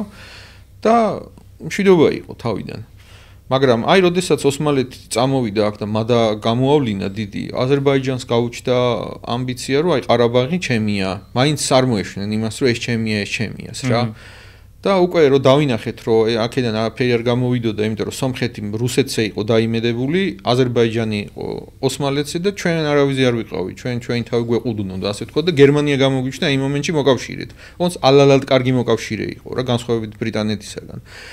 და პირველი ფაზა ის იყო, რომ სიმშვიდე იყო, სანამ გერმანია იყო, როგორც კი გერმანელები წავიდნენ, სომხეთი დაგვესხა თავს, იმიტომ რომ ინგლისელები იყვნენ რუსეთის მოკავშირეები. და ჩათვალეს, რომ ბრიტანეთი ამათ ხარს დაუჭერდა. კია გავრცელებული ეგის, რომ ბრიტანეთმა მხარი დაუჭირდა და ლორე მაგად გამო დავკარგეთ, მაგრამ მთლად ეგრე არ იყო. ბრიტანეთი მოითხოვდა, რომ რაც შეიძლება მალე გაჩერდითო. ნუ ომობთ ერთმანეთშიო. იგივე მოთხოვნა ჰქონდა, რასაც ჩვენები აფრთხილებდნენ დანარჩენ ორ ქვეყანას. და არა სომხეთი დაგვესხა მაინც თავს, დაიმედებული რუსეთზე და ბრიტანეთზე, ნუ დავამარცხეთ სამხედრო კუთხით, მაგრამ ახალ წელს 00 საათს უნდა დამთავრებულიყო ბრძოლა და იქ უკვე ჩვენ ბრალი იყო, რომ ლორე ბოლომდე ვერ დავიკავით, იქ შევფერხდით. იქ ვიღაცა მოდისციპლინობა გამოიჩინა, ვიღაცა რაღაც აირია, როგორც ხდება ხოლმე ბრძოლის ველზე, ეგ რამდენიმე საათი დაგვაკლდა რა. ორი დღე რო ქონოდა, კიდე ლორეს ავიღებდით ბოლომდე და საზღვარი ეხა სადაც გადის, უფრო სამხრეთით იქნებოდა. იმიტომ რომ სადაც გაჩერდა ჩვენი ჯარი, ის არის ეხა საქართველოს სომხეთ შორის საზღვარი. მას მერე აღარ ქონია სომხეთთან შეტაკება, ის კი არა, როდესაც 1920 წელს პრობლემა შეექმნა სომხეთს და დამოუკიდებლობას კარგავდნენ, მოაწვა ოსმალეთის ჯარ კიდე ომი დაიწყეს. ლორედან გავიდნენ და ჯობია თქვენ დაიკავოთ, ვიდრე ოსმალებმა უნდა ჩვენმა ჯარმა მთლიანად დაიკავა ლორეს ოლქი, ანუ შემოვიდა ისევ საქართველოს კონტროლქვეშ. რაც შეეხება აზერბაიჯანს, აზერბაიჯანთან არანაირი პრობლემა არ ქონია, ნეიტრალურ გამოცხადდა იმის ოლქში, ბორჩალოში და იქ ადმინისტრაცია აზერბაიჯანული იყო და მოსახლეობა აზერბაიჯანული იყო, ქართველი ძალიან ცოტა ცხოვრობდა, ამის გამო და მომავალში გავარკვიოთ, ეგ ამის გამო ნუ ვიომებთო და ხელი-ხელი ჩამოვართვით და ორივემ სიტყვა დაიცვა. და აი დავითგარეჯს რაც შეეხება, ეხლა რომ საკამათო და სალაპარაკო არის 40 კილომეტრის იქით გადიოდა საქართველოს საზღვარი. საერთოდ არც განიხილებოდა დავითგარეჯის ზონა ვისი იყო და საქართველოსი იყო. ეგ კი არა, აი ფოილოს ხიდი აქტაფასთან ახლოს იყო საზღვარი, ჩვენი სასაზღვრო ჯარი იქ იდგა. მე უბრალოდ რუსებმა აჩუქეს ეგ მიწები აზერბაიჯანს. ხო, შემდეგ უკვე საბჭოთა კავშირის დროს გადასცეს ჩვენი ტერიტორიები მეზობლად. კი, საქართველოს დროს იმ რესპუბლიკის დროს საქართველოს ტერიტორია მაშინდელი თითქმის ორჯერ დიდი იყო, ვიდრე ახლა ლამის ნიკოპსიიდან და რუბანდამდე იყო. ნუ ახლა ვაჭარბებ რა თქმა უნდა, მაგრამ აი რუკაზე რო დახედოთ, საკმაოდ დიდი იყო. და რო აგინებენ ხოლმე იმ ხალხს ვერ ხვდები რა თუ აგინებენ. მაშინ შენ მეტი უნდა გააკეთო. ეს არის კი ერთ-ერთი მიმართულება დეზინფორმაციის, რომ მაშინ ძალიან ბევრი ცუდი გაკეთდა, დავკარგეთ, უგუნურება იყო. აი რო ვამბობთ ხო, რომ არაეფექტური იყო მაგალითად სახელმწიფოს მშენებლობა, ხო? იმავე პერიოდში, როდესაც დამოუკიდებლობა მოვიპოვეთ, როგორც თქვით, სომხეთთან რო იყო ბრძოლები, გავიმარჯვეთ. ანუ იმდენად კოორდინირებული ჯარი ჩამოყალიბდა იმ პერიოდისთვის, რომ ჩვენ მოვახერხეთ კომპლექსური სამხედრო ოპერაციების ჩატარება და ეს არ არის მარტივი მისაღწევი ასეთ турბულენტურ გარემოში, ასე უცებ შეწეპებული სახელმწიფოთი შეიძლება ითქვას. ძალიან საინტერესო არის საქართველოს დამოუკიდებლობის აღიარება საერთაშორისო დონეზე, როგორც მე ვიცი, პირველი ორი ვინც აღიარა, ეს იყო ოსმალეთის იმპერია და გერმანია. და შემდეგ უკვე რუსეთიც მიყვა ამას 1920 წელს, 7 მაისს. და ძალიან ჩემთვის ცოტა უცნაური არის, რომ როდესაც რუსეთი დაიშალა, მე დარწმუნებული ვარ, უკვე ემზადებოდნენ იმ იმპერიის ასაღდგენად. და მაინც ჩვენ გვაღიარა რუსეთმა. ასე ვთქვათ, გაირთულა პროპაგანდისტული თვალსაზრისით სიტუაცია, რომ ასახსნელი ქონდა, რატო უნდა დაიპყროს მეზობელი სახელმწიფო, რატო უნდა შემოვიდეს დამოუკიდებელ სახელმწიფოში და მიუხედავად ამ ყველაფრისა, მაინც გვაღიარა. როგორ მოხდა ეს და რატომ მოხდა ჩვენი აღიარება რუსეთის მხრიდან? იმიტომ რომ თავიდანვე რო ეთქვა, რომ ესენი არ არიან დამოუკიდებელი, ეს ჩემი იმპერიის ნაწილია, პრაქტიკულად ნაკლები ისტორიული კამათი იქნებოდა იმაზე, შემოვიდნენ, დაგვიპყრეს თუ არა და რატო გააკეთა ეს? რუსი პოლიტიკას და დიპლომატიას უყურებს როგორც ომის გაგრძელებას. ანუ პირიქით აქვთ. ნორმალურ შემთხვევაში ომი არის პოლიტიკის გაგრძელება სხვა ფორმით. აქ პირიქითა, ანუ როცა გელაპარაკება, ამ მოლაპარაკებას უყურებს როგორც ბრძოლის ველის კომპონენტს, სადაც უნდა მოგატყუოს. ამიტომაა ეს ცნობილი გამოთქმა, რომ რუსი რაზეც მოგიწერს ხელსო, იმის ფასი არა აქო, მელანი რამდენი ქაღალდის ფასი არა აქო და რომ მოკვდება იმის ხელმომწერიო, ჯვარი რო დალპებაო, მაშინაც აშიშიაო, ანუ ხუმრობა ეგეთი, იმიტომ რომ ტყილა აწერს ხელს რა, იმიტომ რომ ამ ველს, მოლაპარაკების ველს აღიქვას როგორც ბრძოლის ველი შემადგენელად რა. და ის მიზანი არ აქვს, რაც სიტყვაზე გერმანიას შეიძლება კონდეს, ან სხვა ქვეყანას, რომელიც ცდილობს, რომ თვითონაც ისარგებლოს და შენც გასარგებლოს და რუსისთვის ეს ომის მომენტია. შესაბამისად, ეს იყო ოპერაცია, რომ თვალი აეხვიათ საქართველოსთვის და ეთქვათ, რომ აი გაღიარებ, არ გერიჩი კაცო. რომ სახელმწიფო მოდუნებული იყოს. შენ ხო გინდა რომ დამოუკიდებლობა მოიპოვო, მე გაღიარებ და არ ვფიქრობ რომ ყველა აღიარეს, ძალიან ცოტა აღიარეს. ერთ-ერთი იყო საქართველო. შეიძლება ეს ერთი მხრივ იმის ამბავიც იყო გარდამოდუნებისა, რომ ლენინს საკმაოდ კარგი ურთიერთობა ჰქონდა სოციალ-დემოკრატებთან, ჟორდანიასთან და ასე შემდეგ, თავის დროზე. კი, მტრები იყვნენ, მაგრამ შეიძლება რაღაც გარკვეული სენტიმენტი ჰქონდა, იმიტომ რომ აი მაგალითად ტროცკი, სტალინი და ასე შემდეგ რადიკალური მოქმედებისკენ მიდრეკილები იყვნენ და ითხოვდნენ რომ ძალით ამას რაღაცნაირად ავიღოთ. და ლენინი სტალინის თავისი პოლიტიკური მიზნებიც ჰქონდა საქართველოს მიმართ. იმიტომ რომ წინ ვერ წავიდოდა თუ საქართველოს რუსეთის შემადგენლობაში ვერ მოხვდებოდა, ეგ გამორიცხული იყო. აი როგორც პოლონურმა კლანმა ვერ გაიმარჯვა, ტუხაჩევსკი და ის ძერჟინსკი და ვინც ყავდათ რა პოლონელები, პოლონეთი ვერ დაიპყრეს და ეს კლანი დაბლა დაიწია. და აი კავკასიურ რუსულმა კლანმა, რომელსაც სტალინი ედგა სათავეში, ებრაულ კლანს აჯობა და მოექცა ზევით და თუ საქართველოს ვერ დაიპყრობდა, ну ეხა არანაირი ავტორიტეტი არ ექნებოდა, ის ვერ აიღე და ეხა აქ რას მეკაჩავები. ემიგრანტი იქნებოდა უბრალოდ რუსეთში. ხო, რაღაც პოზიცია ექნებოდა სუსტი შედარებით რა, ამიტომ სოციალურად იყო დაინტერესებული აღებაში. ტროცკისა ძალიან აგრესიული იყო და ლენინი რბილი იყო შედარებით და დიპლომატიურად აბა შევხედოთ ევროპა რა სიტყვის და რაღაცებს ანგარიშს უწევდა რა და ესენი არა, ესენი რადიკალურები იყვნენ, ამიტომ ორჯონიკიძემ ადგა და პირდაპირ გამოაქანეს 32 დივიზია და ცადეს. ნახეს რომ ერთი დარტყმით ეგ ამბავი არ გამოდიოდა, ეს ხდება მაშინ როცა დამოუკიდებლად გვაღიარეს, ან პირველში დაიწყო და სადღაც 15-ში მორჩა, ორი კვირა გრძელდებოდა ბრძოლები. მე 7-ში აღიარეს საქართველოს დამოუკიდებლობა. ხო, მაგარია, თან გეომება და თან არამხელა რაღაცას აგიკეთებს, ხო და მან ერთი მომენტი იყო კიდე რომ ორი ვარიანტი ქონდა ჩვენ ამ ომის გაგრძელების. ან შეგვეტია აზერბაიჯანის მიმართულები და განჯაში აგვეღო და თეორიულად ეგ შეგვეძლო. უბრალოდ იგულისხმებოდა რომ აზერბაიჯანელები აჯანყდებოდნენ რა მე, იმიტომ რომ მილიონახე ორი ვაზნაღა ქონდა. ის რომ გაგვეხარჯა მე ხმლებით მოგვიწერდა ბრძოლა და დავმარცხდებოდით. დიდი რისკი იყო ამის გაკეთება, მაგრამ პრინციპში შეიძლებოდა გაწევა, იმიტომ რომ ოკუპაციას ძალიან გადადებდა რა. აზერბაიჯანის აჯანყება უკვე აღარ იყო სახუმარო და. და რამდენად რეალური იყო აზერბაიჯანის აჯანყება? მიდიოდა ამ მიმართულებით. რეალური იყო, იმიტომ რომ აჯანყდნენ. განჯაში დაიწყო დიდი აჯანყება, ძლივ ჩაახშეს. აჯანყდნენ უბრალოდ დამოუკიდებლად აჯანყდნენ და აქედან აღარ მივეხმარებ. და ჩვენი მხრიდან იყო რაიმე ტიპის გათვლები, ანუ კონტაქტები იმ ადამიანებთან, როგორ აჯანყებული. მაგალითად, ჩვენთან ქონდა აზერბაიჯანთან თავდასხმის პაქტი გაფორმებული, თუ აზერბაიჯანს ვიღაც თავს დაესხმოდა, ჩვენ ვეხმარებოდით ამ პირიქით. და კვინტაძე იყო ბაქოში, როდესაც ამ თემებს ალაგებდნენ. და რო გამოვიდა ბაქოდან, მაშინ შემოვიდა წითელი არმია, ბეწვი არის გადარჩენილი, იქ ტყედარა იყვანეს. იმ თითქმის იგივე დღეს მოხდა, წამოვიდნენ და შემოვიდნენ. ომი დაიწყო. და 2-3 დღეში აზერბაიჯანი დამარცხდა, იმიტომ რომ მთელი აზერბაიჯანის ჯარი ყარაბაღში იყო და სომხეთს ეომებოდა. იქ შეხლა შემოხლა ჰქონდათ. ის ანგეზურის კორიდორი, დღემდე რო კამათობენ, მაშინ პირდაპირ ბრძოლა მიდიოდა მაგ კორიდორის გამო და აი ამის გამოიწვია რომ ორი ვარიანტი იყო, ანუ და დაგვერტყა და აზერბაიჯანის აჯანყებას გამოიწვევდით და მეორე იყო რომ რახან ამათ გვაღიარეს, ეხლა სხვებიც გვაღიარებენ, თავარი მოწინააღმდეგე თუ გაღიარებს, აბა რაღა დარჩა, ანტანტამ თუ უნდა გაღიაროს და მორჩა ერთა ლიგაში მიღებული ხარ და დაცული ხარ. ასე შეხედეს. დაწონეს, სადმეტი სარგებელი იყო და ჩათვალეს რომ ამხელა რისკზე წასვლა არ ღირდა, თან არც იყო გარანტია რომ აჯანყდებოდნენ რომ. ეგ ჩვენ ვიცით რომ მერე აჯანყდნენ. და მეორე ვარიანტი იყო აი ეს რბილი ვარიანტი და რბილისკენ წავედით. ანუ რუსეთის მხრიდან ეს იყო გარკვეული წილი ტაქტიკა იმისი, რომ საქართველოს მთავრობას თავი უსაფრთხოდ ეგზნო, მოდუნებულიყო იმ მიმართული სამხედრო თვალსაზრისით მაინდა-მაინც რესურსები არ გაეხარჯა, იმიტომ რომ უშუალო საფრთხე არ არსებობდა, რახან ყველაზე დიდმა მტერმაც თქვა, რომ კაი თქვენ დამოუკიდებლები ხართ და ამავდროულად მიდიოდა მზადება იმისთვის, რომ ოკუპაცია მომხდარიყო საქართველოს. იმიტომ რომ მე სომხეთის ოკუპაცია მოყვა აზერბაიჯანის ოკუპაციას და მესამე იყო შემოგვიარეს. შევა ეხა ვიღაცამ გაუკვირდეს რატო ჩრდილოეთიდან არ შემოვიდნენ, ეხლა ხო ესე ხდება. მაშინ რაღაც უკუღმა გააკეთეს. იმიტომ რომ რკინიგზა არ იყო განვითარებული, არც მხაზეთში რკინიგზა არ იყო და მოდიოდა რკინიგზა ბაქოზე. შემოდიოდა აქეთკენ და მე ორი შტო იყო, სომხეთის შტო და თბილისის შტო.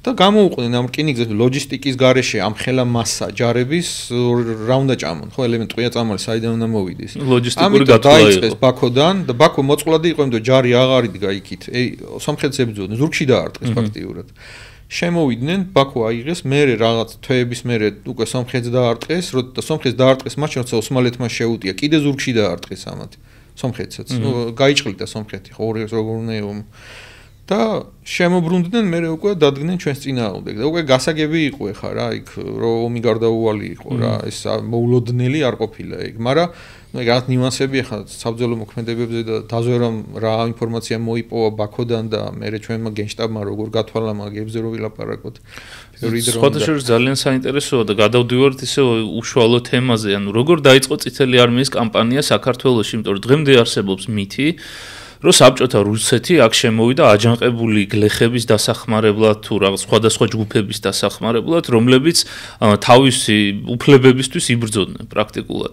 რამდენიმე წლის წინ ისიც კი გაჟღერდა, რომ საბჭოთა კავშირი 21 წელს რო შემოვიდა, ეს საქართველოს ქართველი ხალხის მოპატიჟებით და ქართველი ხალხის სურვილით იყო ეს და ეს არ იყო დაპყრობა. დღემდე არის რუსეთში აქტიურად უმაღლეს პოლიტიკურ დონეზე არის რამდენიმეჯერაც გაჟღერებული და დარწმუნებული ვარ კრემლის ოფიციალური მიმართულებაც არის ეს საბჭოთა ოკუპაციის ახსნისკენ, რომ ქართველებმა კი არეთი მათ კი არ მოახდინეს ჩვენი ოკუპაცია, არამედ ქართველებმა მოვიწვიეთ და როგორ მოხდა ეს ყველაფერი? არისო ეგრე, აი, როდესაც ეს გვაღიარეს 7 მაისს საკმაოდ მალე 2-3 თვეში გასაგები გახდა, რასაც აპირებდნენ, დაიწყეს ძალიან ინტენსიური მუშაობა ხალხში, რომ ეს თავრობა არ ვარ დაგანგრევენ ისა ესა, მოკლედ ანტიპროპაგანდა მიდიოდა ძალიან დიდი, რაც დამოუკიდებელ საქართველოს წინააღმდეგ და ეს აჯანყებები რაც იყო, დიდი ალბათობით გამეორდებოდა, იმიტომ რომ ერთი აჯანყება მოხდა ლაგოდეხში. კახეთშიც იყო რაღაც პატარა გამოსვლები იოლა ჩაახშეს ეგენი, ან დიდ ბრძოლამდე არ მივიდა და იქ მოთავებს ხრიტავდნენ უბრალოდ, არავინ არ ელულიავებოდა. შესაბამისად რო ნახეს რომ ამათ საშველი არ იყო და რაღაცას მაიმუნობდნენ, ადგნენ და დაახლოებით 500 ეს ელჩის გარდა მგონი ყველა დააპატიმრეს რა და გაადეპორტეს აქედან. ჩვენი უშიშროება ძალიან მაგრად მუშაობდა მაშინ და არანაირი გავლენა აქ ბოლშევიკებს არ ქონდათ ომის დროს. არც არავის მოუწევია. ის შულავერის კომიტეტი არც შექმნილა, რომ კი არის რომ აი ჩვენ გლეხების წარმომადგენლები ლა და არ შეკრებილან პროსტო დაწერეს ეგ რომ აი გაეპრავებინათ რომ ვიღაც აჯანყდა. არავინ არ აჯანყებულა. საერთოდ არ აჯანყებულა. ეგ კი არა ერთი დივერსია ვერ მოახდინეს. განსხვავებით 1918 წლიდან იქ ჩვეულებრივი საბრძოლო მოქმედებები მიდიოდა არტილერიის გამოყენებით ბოლშევიკების წინააღმდეგ და შიგნით უკვე ფაქტ სამოქალაქო ომის ელემენტებიც კი იყო რა და 21-ში არა. შეიძლება ითქვას, რომ აი თანამედროვე ტერმინოლოგიით რო ახსნათ, რომ საქართველოს დამოუკიდებლობის აღიარებიდან 1920 წელს, როდესაც რუსეთმა აღიარა, მაგ მომენტიდან და მანამდეც საქართველოში მიდიოდა საინფორმაციო გარემოს დამუშავება და სხვადასხვა ჰიბრიდული მეთოდებით ცდილობდნენ გავლენის მოპოვებას საზოგადოებას. შეიძლება ესეთი რაღაცა ვთქვათ. გავლენის მოპოვებას ცდილობდნენ ჯერ კიდე 1918 წლიდან მოყოლებული. მაშინ იყო ძალიან სერიოზული პროპაგანდა და შემონახული არის პარლამენტის არქივში 1918 წლის 6 მაისის აღწერა არის სიტუაციის რა ხდება დუშეთის რაიონში. რა სიმპტომატური არის. 5 გლეხი ჩამოვიდა იპოვეს აქ სოციალ-დემოკრატი ვის იცნობდნენ რომელიც იქ ეწეოდა პროპაგანდა სოციალისტურს და შეხვდნენ და უთხრეს ესეთი რაღაც რას აკეთებდნენ ბოლშევიკები დუშეთის მაზრაში. აი გაუღწერეს და ძალიან კარგად აქვს იმ კაც აღწერილი, იმიტომ რომ მთავრობას მიმართა რომ მიხედეთ ამ ძალიან ცუდი სიტუაციაა რა და აქ გასატვალისწინებია ერთი მომენტი რომ ძალიან ძნელი იყო ხალხამდე ინფორმაციის მიტანა. ქალაქებში ამას ახერხებდნენ გაზეთი და ასე შემდეგ გამოდიოდა მიტინგები ეწყობოდა ხალხი იგებდა რა ხდებოდა არც რადიო იყო არაფერი არ იყო ეხლა რომ მობილურით შეგიძლია ნებისმიერ რამე გააკეთო მაშინ სად იყო ეგრე და აი სოფლებში ადმინისტრაცია ძალიან სუსტი იყო არ მუშაობდა ფაქტიურად ბევრგან მოწყვეტილები იყვნენ და ამიტომ აი სექტანტური დაჟინებით აი გამწარებულები დადიოდნენ სოფელ-სოფელ სპეციალური ჯგუფები რომელიც დატრენინგებული ყავდათ და აჯანყებდნენ მთავრობის წინააღმდეგ. ეუბნებოდნენ რომ ესენი არიან თავადები მოbrunდნენ. უნდათ რომ გლეხებს რომ დაპირდნენ მიწას და ტყეს აბასად გადმოქცეს, მართლა არ გადაუციათ, იმიტომ რომ თეი რეფორმა ჭირდებოდა. როგორია ხა მიწის რეფორმის ერთ დღეში ვერ ჩაატარებ. და სარგებლობდნენ მაგის. გამოქცეს მიწა არა, ტყე მოქცეს არა. იცი ხარ რას გიპირებენ, უნდა განგაიარაღონ. როგორო და აი როგორო და ჩამოივლიან ეხლა და იარაღს წაგართმევენო. მერე ქალებს აუპატიურებენო. და ეს ხალხი რომელიც საინფორმაციო ვაკუუმში იყო, ვერ იგებდა ვერაფერს და ეუბნეოდნენ რომ მაზნიაშვილი დაიქირავეს რომ გლეხები გაანადგუროს, სპეციალურად დადის იქ აფხაზეთში ხალხს აწიოკებს, აბსტუილებზე იყო აგებული, მაგრამ ალტერნატიული წყარო რო არ აგა გიჯერე ვიღაც გასტუკიანი კაცი ჩამოვიდა სერიოზული სახით გელაპარაკება, ისაა შენი საინფორმაციო წყარო. და იმასაც ხედავ რომ მიწები მართლა არ მოგცეს.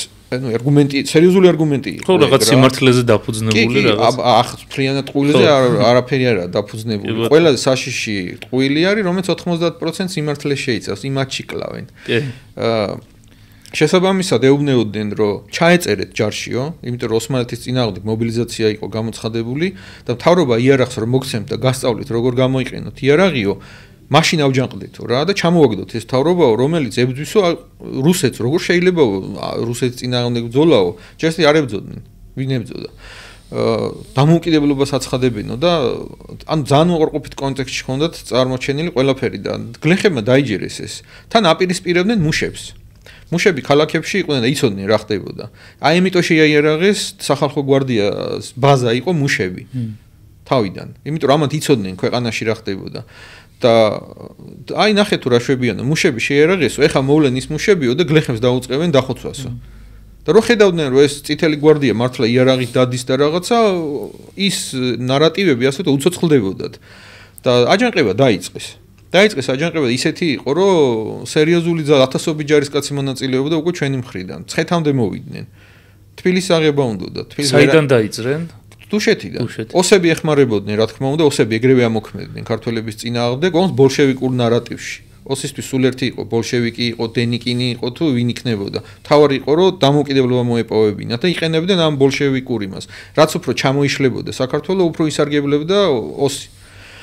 და ეს აჯანყება იყო ისეთი რომ მოვიდნენ იმქამდე ცხეთამდე და უკვე ცხეთიდან სახალხო გვარდიამ შეუტია გაყარეს და მიტინგებს ატარებდნენ სოფელში თვითონ ვალი კოჯუღელი სარდალი გვარდის პირადად სოფელ დადიოდა ხალხს კრიბავდა და ქალები გადამალეს ეშინოდათ რომ გააუპატიურებდნენ ანუ დაიჯერეს ეს ყველაფერი და უხსნიდა აი ეგ დგევა რომ უიარაღოთ მოვედიო თუ გინდათ მესროლეთო რა ხო და ეგო ვალიკო ეხლა გავიგე ჩვენო რა აქამდე სად იყავითო ანუ კომუნიკაციის პრობლემა არის კომუნიკაცია ეგო ადმინისტრაციის ბრალი იყო და იყენებდა ამას ძალიან კარგად მოწინააღმდეგე ომამდე მიდიოდა ხალხი ერთმანეთს ესროდა ძალიან საინტერესო არის მე როგორც ვიცი ამ პერიოდშივე იყო მცდელობები სეპარატიზმის წახალისების სხვადასხვა რეგიონებში რომ მაქსიმალურად ანუ პრაქტიკულად ყველაფერი კეთდებოდა იმისთვის რომ შესუსტებულიყო მთავრობა სხვადასხვა კერები იქმნებოდა და რა მიმართულებით იყო სეპარატიზმის წახალისება რა მიმართულებებზე მუშაობდნენ რუსები ძირითადად სეპარატიზმი იყო აფხაზეთში კიარაზი იყო ორგანიზაცია ლაკობა მეთაურობდა და ისინი მოითხოვდნენ აფხაზეთის გამოყოფა საქართველოსდან მაგრამ აფხაზების ნაწილი ეწინააღმდეგებოდა ამას იქ აფხაზები არ იყვნენ ერთ მონოლითურად საქართველოს წინააღმდეგ ნაწილი იყო, ნაწილი არ იყო. ნაწილი ზახდა რომ ქართველებს რას ვერ ჩითონ, ვიქნებით ერთ რესპუბლიკაშიო და ავტონომიას ვაძლევდით აფხაზეთს და აჭარასაც. ოღონდ იმ ავტონომიას არა მე რო კომუნისტებმა მიცეს. რესპუბლიკა არ იქნებოდა. კულტურული ავტონომია იქნებოდა და თვით მოწყობაში მათი ჩვეულებები გათვალისწინებული იქნებოდა. დანარჩენი საერთო ჯარი პოლიცია მაგას საუბარი არის. ეს მათთვის დამაკმაყოფილებელი იყო. კი, იყო დამაკმაყოფილებელი, იყო, იმიტომ რომ მათი ეროვნული იდენტობა გადარჩებოდა და დემოკრატიული იყო მაშინ საქართველოს, ალალად დემოკრატიული იყო და ამას რო ხედავდნენ რომ არავინ იმაცი არ იძალადებდა და რა ვიცი, ხელს არავინ არ კიდებდა და იცხოვრე აფხაზური წესით, თანახმა იყვნენ, მაგრამ აი ვისაც დამოუკიდებლობა უნდა ოღონდ რუსების დახმარებით. ისინი ეგრევე გაბოლშევიკდნენ ბჭყალებში, იმიტომ რომ ისინი იმარჯვებდნენ ბოლშევიკები რუსეთში და მანდ იყო ბრძოლა მაზნიაშვილმა ეგენი გადარეკა ზუსტად ტუაფსის მიმართულებით და შემდეგ უკვე შემოყვნენ უკან 21-ში რუსეთის არმიას. მზვერავებად აფხაზები ყავდათ, რომლებიც ზურგში მოქმედებდნენ. რაც შეეხება ოსებს, იგივე იყო. ანუ ეს 90-იან წლებში ეხა რაც ხდება, მაშინდელი არის. და მიზანი ქონათ იგივე, რომ აი აირია სიტუაცია და დამოუკიდებლობა მოეპოვებინათ რა და ამ რა თქმა უნდა ყვებავდნენ ამ ყველაფერს იქიდან ლოჯისტიკურად ბოლშევიკები ეხმარებოდნენ. და რაც უფრო ესე იგი მე პრობლემა შეუქმნ მოწინააღმდეგეს მით უფრო კარგია შენთვის აი ეს პრინციპი იყო და სომხეთს რაც შეეხება სომხებთან დალაგდა იმ ომის მერე სიტუაცია მიხნე რასისულელიც გააკეთეს და არაფერი ისეთ განსაკუთრებული საქართველოს წინააღმდეგ არ ჩაუტარებიათ, მორიგებულები ვიყავით ერთმანეთში, იმიტომ იმდენად სულ დღეში იყვნენ, რომ მეორედ იგივე სისულელი აღარ გაუკეთებიათ რა. მაგრამ როდესაც აი ეს შემოვიდა წითელი არმია და სომხეთის მთავრობა დაეცა, დაშნაკურდა, კომუნისტები მოვიდნენ სათავეში. აი იმათ უკვე 1000 კაციანი რაზმი ჩამოაყალიბეს, რომლებიც ტოლვილების სახით შემოვიდა ლორეში და განთავსდნენ ლორეს ოლქში და აი ისინი იყვნენ ის დივერსანტები, რომლებმაც ღამით დაიწყეს აჯანყება. ეს ადგილობრივი მოსახლეობა კომუნისტების მოწყობილი კი, მოწყობილი იყო სამწუხაროდ ეგ ჭამეთ, იმიტომ რომ ძალიან მოდუნებული ვიყავით მას მე, რაც ანტანტამაც გვაღიარა. რუსეთის აღიარებას დაემთხვა ბრიტანეთის და საფრანგეთის აღიარება და მოკლედ ტაშფანდურა გქონდა რა. ძალიან ბედნიერები ვიყავით, მაგრამ ვიღწიეთ რაც გვინდა და აბა. ხო. რაღაცის აღება მარტივი შეიძლება იყოს რაღაც მომენტში, მაგრამ შენარჩუნება გაცილებით უფრო რთული არის ხოლმე.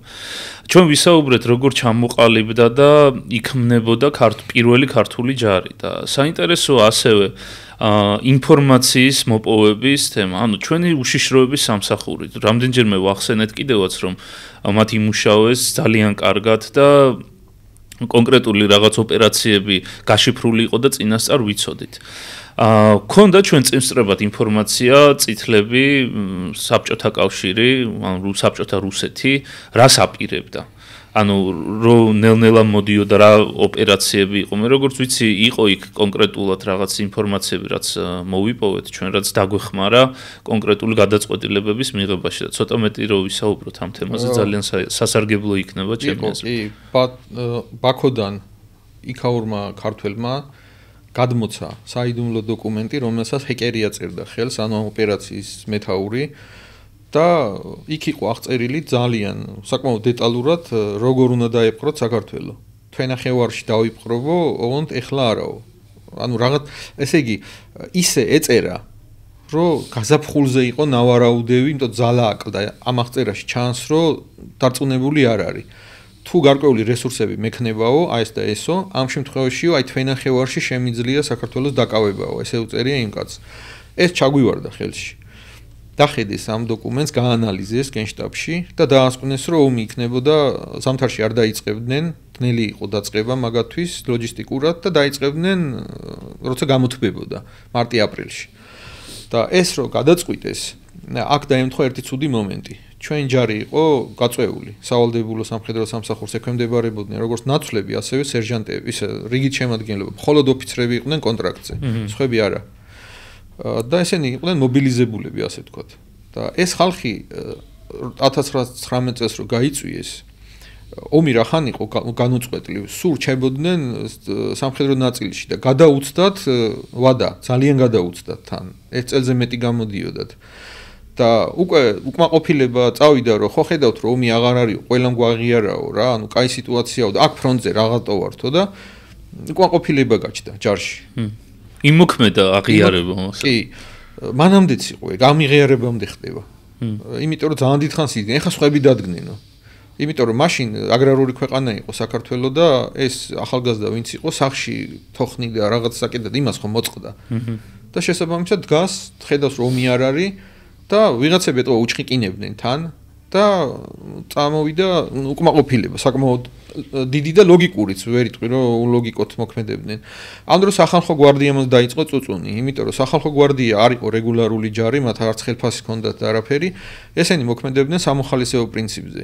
და ეს იყვნენ მუშები, ესე გლეხები, რომელსაც რაღაც შეიძლება აქვს და მოწინავე ნაწილი იყო რა საშუალო ფენის. და ეს ხალხი 10,000 კაცი დაახლოებით იყო ფრონტებზე, ხო? და ამათაც უკვე დაიწყეს რომ ანუ რისთვის ვდგევართო რა, ომი არ არის გავიშვით სახშიო, ჩვენ რაღაც დაგვაყენეთ აქო. და შესაბამისად გადაწყვიტეს რომ დემობილიზება გაეკეთებიათ ამ ხალხს, ვინც იმსახურა და პარალელურად დაიწყეს მობილიზაცია. 14,000 კაცის მობილიზაცია დაიწყო, რომ სამ თვეში მოასწრებდნენ საბაზისო მომზადებას, სამხედრო სკოლა ნაცვლები 350 კაცი იყო მოამზადებდა ამ ჯარისთვის. და უკვე მზად დახვდებოდნენ მოწინააღმდეგეს, რომელიც მათი ვარაუდით სადღაც გაზაფხულზე წამოვიდოდა. და ეხლა შენ რო ესე ითვლი ის სულელი ხო არა ის მოწინააღმდეგე, ხო? და როდესაც დაიწყო დემობილიზაცია, ანუ ხალხი მიდიოდა და დაიწყო მობილიზაცია რომ მოდიოდა. ზუსტად იმ დროს დაიწყეს ომი. ანუ იპოვეს ის მომენტი, როცა ყველაზე ხელსაყრელი იყო, მოწყვლადი როცა იყო, აი მაშინ გააკეთეს და ამან გამოიწვია საკმაოდ სერიოზული არევა, რომელიც ძალიან რთული დასალაგებელი აღმოჩნდა, ვერც დაალაგებდნენ ეს სწრაფად, რანაირად. მაშინ კომუნიკაციაც არ იყო. რკინი გზა და ურმები, ცხენი, ფეხი. აი მაგით გადაადგილდებოდნენ და როგორ გინდა ეხა 14000 კაცი, რომელიც გაწეულია და პატიოსნად მოვიდნენ თან. და მოვიდნენ, რომ ნახოთ რა პირობებში იყვნენ, ხო, აი უბრალოდ გული გაგისკდებათ რა. არც ტანსაცმელი ქონდათ ნორმალური, არც ფეხსაცმელი. აღწერილი არის მაგალითად 1920 წლის ბოლოს 100 კაცი იყო გაწეული ოჩამჩირის სასაზღვრო ბატალიონში. და კომისია, რომელიც ამოწმებდა აფხაზეთში ქვედანაყოფებს, მაგათი აღწერა მაქვს წაკითხული, მთავრობას რაც წავროს გრიფსაიდუმლოედო. და უწერიათ, რომ ეს დაახლოებით 100 კაცი მოდიოდა ფეხით სოხუმიდან ოჩამჩირეში, გემით ჩაიყვანეს იქ. ფეხით მოდიოდა ოჩამჩირეში და უმეტესობას ფეხსაცმელიეც არ ეცვაო. ანუ ტანსაცმელი არ ქონდათ. და ზამთარში მოდიოდნენ ფეხით. და იარაღიც არ ქონდათ წესიერ, რომ ნახეს იქ აღწერა, წავიკითხე, ყაზარმები არ ვარგო და სუდამტრეული იყო ყველაფერი, ფული არ იყო ელემენტარულად, რომ ეგ ყველაფერი გაეკეთებინათ და ერთი რომ აი საკვები ასე თუ ისე ქონდათ. და რო კითხეს რომ ბობლოს როდის ჭამეთ საჭმელი 2 დღე არ გვიჭამიაო და თავ ჯიბიდან ფული ამოიღეს მიცეს რომ იქამდე ჩაიხციათ რა უბრალოდ წარმოიდგინე საგიჟეთი იყო ეს იმიტომ კი არა რომ ყურადღებას არ აქცევდნენ ჯარს 40% ბიუჯეტის იხარჯებოდა მაგრამ არ ყოფნიდა ხო ნუ თავიდანვე ომებში ვიყავით პრაქტიკულად არ ყოფნიდა და სუბძოლებში ვიყავით და დახმარება არ იყო რა სოხუმში მაგალითად 200 ინგლისური უნიფორმა ახალი იდო და ხელს არ კიდევდა არავინ რო აი უკიდურეს შემთხვევაში უნდა გავცეთ აქედან, აი ყველაფერი აღწერილი არის რა. ნუ არაც არ იყო, მე კი მიცეს ომი რო დაიწყო, მაგრამ აი ძალიან რთულ პირობებში იყო და მოწინააღმდეგე უარეს დღეში იყო კიდე. იმათ რო ჩვენი ჯარი ნახეს, ესენი რა კარგად ყოფილანო. საერთოდ გაუბედურებულები იყვნენ და ისიც ცნობილი არის, რომ თბილისში შემოსვლის ერთ-ერთი ძირითადი мотиваცია იყო, რომ საჭმელი ეჭამათ. სადაც წარმოიდგინეთ ახლა ხო ვიცი თბილისის აი მთები რო არის, იმის იქით რილოსიქით რა ხდება, მინდვრები, იმ მინდვრებში იდგნენ.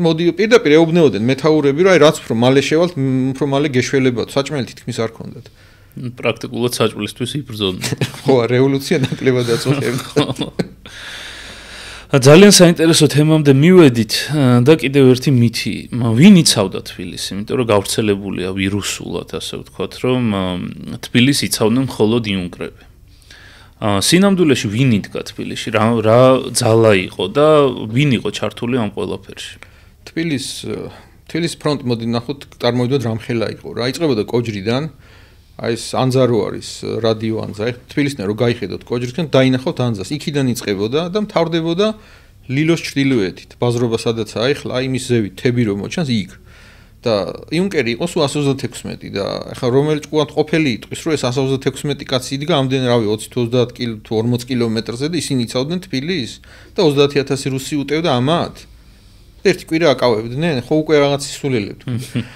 შესაბამისად იუნკრები იბრძოდნენ ტაბახმელაში იმ სოფელს იცავდნენ და საკვანძო ადგილი იყო ეგ და იმიტომ იდგნენ მან და სამხედრო სკოლაში იყო 550-600 მებრძოლი აქედან 136 იყო იუნკერი და საიდან ვიცით ახლა ეს ზუსტად მათი მეთაური ვინც იყო ალექსანდრე ჩხეიძე ძალიან დეტალურად აღწერა რამდენი დაიღუპა რამდენი დაიჭრა სახელები გვარი ყველაფერი ცნობილი არის ისე რომ აი ეს ტყუილები საიდან რომ მოდის საიდანღაც ეჯახება პირდაპირ სიმართლეს ხოლმე და 350 იყო დაახლოებით ნაცვალი 3 ასეული იყო ყოფილი მომავალი სერჟანტების 1 ასეული იყო მომავალი ოფიცრების პლუს артиლერიო ნაწილი 2 ქვემეხით და მეტყვიამფრქვევების რაზმი და საინჟინრო ნაზმი აი ეს იყო სამხედრო სკოლა და მთლიანად მაგ ფრონტს 10-დან 12000 კაცამდე ამაგრებდა აქ შედიოდა რეგულარული ჯარიც და რახან სამხედრო სკოლას ვახსენებთ ვთქვათ რომ მათთან ერთად იბრძოდა მე-4 ბატალიონის ნაწილი მე-10 ბატალიონი მთლიანად რეგულარული ჯარის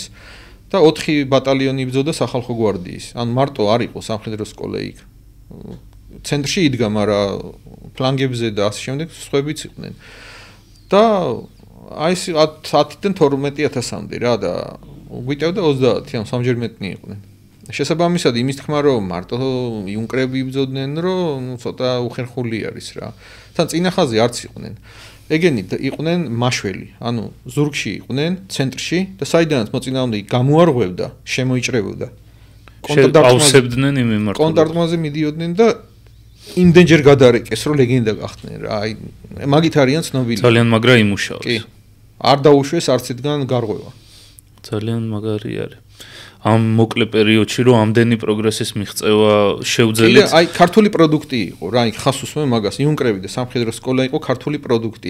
თავიდან ბოლომდე. იმიტომ არის ასე მაღლა აწეული და გონიათ რომ მარტო ისინი იბრძოდნენ. ხო, ერთია რომ მაღლა არის აწეული და მეორე არის რომ პრაქტიკულად ცდილობენ ასევე რომ თბილისის დაცემა მათ დაბრალდეთ, რომ ისინი იბრძოდნენ და მათ ვერ დაიცვეს, რომ ყველა ელემენტი ამ დამოუკიდებლობის და კარგი რაც იყოს, რამენაირად ცუდთან იყოს ასოცირებული, რომ ამის ამბიცია აღარ გქონდეს, ასე ვთქვათ. ხო, ეგ პროპაგანდის მთავარი მიზანი რა არის? ერთ-ერთი მთავარი მიზანი არის, რომ მოწინააღმდეგეს დაუკარგო სურვილი. რომ ელემენტარულად იბრძოლოს, აი ოფლი მარტო სროლაზე არ მაქვს საუბარი. რომ იშრომო რა, აი ღირს ახლა ამისთვის შრომა და გვეუბნებიან რომ აი 18-21 წლებში ეს ცუდი იყო, ის ცუდი იყო, ეს არ ვარგოდა, ის არ ვარგოდა და არ იყო ეგრე რა. 100 ქულიდან რო ავიღოთ 80 ქულაზე მუშაობდნენ. კი იყო ხარვეზები, თავარი ხარვეზი ერთ-ერთი ვახსენე რომ სახალხო გვარდია არ გააუქმეს. იყო პრობლემა მიწას მართლა არ აძლევდნენ. სხვა პრობლემებიც იყო, სადაც საკრიტიკებლები არიან, მაგრამ იქ კი არ ეკრიტიკებენ. არიციან უბრალოდ ეგ თემა. რა თქმა უნდა, იყო პრობლემები, რა თქმა უნდა, შეუძლებელია პრობლემების გარეშე იყოს სახელმწიფო დაიბადა ომის პერიოდში, ჩაფლული იყო თავიდან ბოლომდე ომში, მაგრამ მაინც შევძელით, რომ ჯარი შეგვექნა, მაინც შევძელით, რომ უშიშროება შეგვექნა, მაინც შევძელით, რომ სახელმწიფოებრიობის რაღაც ელემენტები შეგვექნა და უბრალოდ არ დაგვრცალდა და ეს პროპაგანდა დღემდე ძალიან სერიოზულად მუშაობს, რომ მოსახლეობას ქართულს დაავიწყოს ეს პერიოდი იმისთვის, რომ არანაირი ამბიცია არ გქონდეს იმისი, რომ ჩვენი სახელმწიფოს შექმნის საშუალება გქონდა. ანუ რამხელა პერსპექტივაზე არის, პერსპექტიულ ახალგაზრდობაზე არის საუბარი, როდესაც ამ ძალიან საინტერესო და გამორჩეულ ამბებზე გვაქვს საუბარი, ხო? როგორ პრაქტიკულად 2 წელიწად ნახევარში დამოუკიდებლობიდან, როგორ ვიბრძოდით, როგორ ვამარცხებდით, როგორ ვინარჩუნებდით ამ სუვერენიტეტს და ფსიქოლოგიაზე მიდის ამ პროპაგანდის მეშვეობით თავდასხმა, რომ ჩვენ დაგვრჩეს გონებაში, რომ ჩვენ არ გვაქვს იმის უნარი, რომ შევქმნათ სახელმწიფო და ჩვენ უნდა ვიყოთ ყოველთვის ვიღაცის რაღაც დიდი იმპერიის ჩვენზე ჭკვიანების გავლენის ქვეშ და ეს არის ჩემი აზრით ამ წლების შესახებ პროპაგანდის ერთ-ერთი ძირითადი მიმართულება, რომ საქართველოს არ აქვს საშუალება, არ აქვს უნარი, რომ შექმნას სახელმწიფო. ეგ არის დიდი ტყუილი, იმიტომ რომ კავკასიაში სახელმწიფოს წარმომქმნელი ერი არის ქართველი. რუსიც სახელმწიფოს წარმომქმნელი ერი არის. და ბევრი ერი არ არის სახელმწიფოს წარმომქმნელი რა. აი შუა აზიაში ეს სახელმწიფოები რო გაჩნდა, ზოგიერთ საერთოდ არ უნდა დამოუკიდებლობას თავზე დაეცათ. და ჩვენ ვიბრძოდით ამისთვის. ჩვენ ბალტიისპირელები, უკრაინელები, თუნდაც იგივე რუსებიც ამ სახელმწიფოს წარმომქმნელები ვართ და იმის თქმა რომ ეხლა ეს არ შემილია, ის არ შემილია, შენ თავს ატყუებ რა. აბა მაშ გადახედე საქართველოს ისტორიას, რა იყო ეგ. მაგიტომაც ცდილობენ რომ გააყალბონ საქართველოს ისტორია და არასწორი ინფორმაცია გაცილებით უფრო ხელმისაწვდომია, ვიდრე სწორი. არასწორი სწრაფად ვრცელდება. გაცილებით უფრო სწრაფად უცებ ხდება, რა?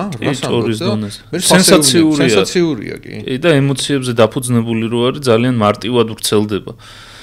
არგუმენტები ყოველთვის არის ქართულ საზოგადოებაში, რომ აი ჩვენ ვის რა უნდა დავაკლოთ და ისევ ჯობია რომ რაღაცა რუსეთთან ვიყოთ ან რაღაც პრაქტიკულად ქართული ანტისახელმწიფოებრივი პოზიციები არის, რომ ჩვენ არ შეგვიძლია მაინც ვერაფერს ვერ გავაკეთებთ და ეს პირველი რესპუბლიკა არის იმის მაგალითი, რომ მოკლე პერიოდში ჩვენ გვაქვს იმის უნარი შესაძლებლობა, რომ კარგ სახელმწიფოს დაუდოთ საფუძველი. პრაქტიკულად ყველაფერი რითაც ამაყობენ დღეს უნივერსიტეტი, მეცნიერება, კულტურა და ასე შემდეგ ამ პერიოდში დაიწყო და შემდეგ ინერციით, მიუხედავად იმისა, რომ პრაქტიკულად 37 წელს მთელი ინტელიგენცია ამოხოცეს, ინერციით მოვიდა და დღეს გვაქვს ჩვენ სახელმწიფო უნივერსიტეტი, გვაქვს ჩვენ ის გაგება და ის ხედვები, რაც იყო მაშინ და ეს ძალიან მნიშვნელოვანია და ზუსტად ამიტომ რახან ეს მნიშვნელოვანია, ხდება ამ მიმართულებით აქტიური მუშაობა.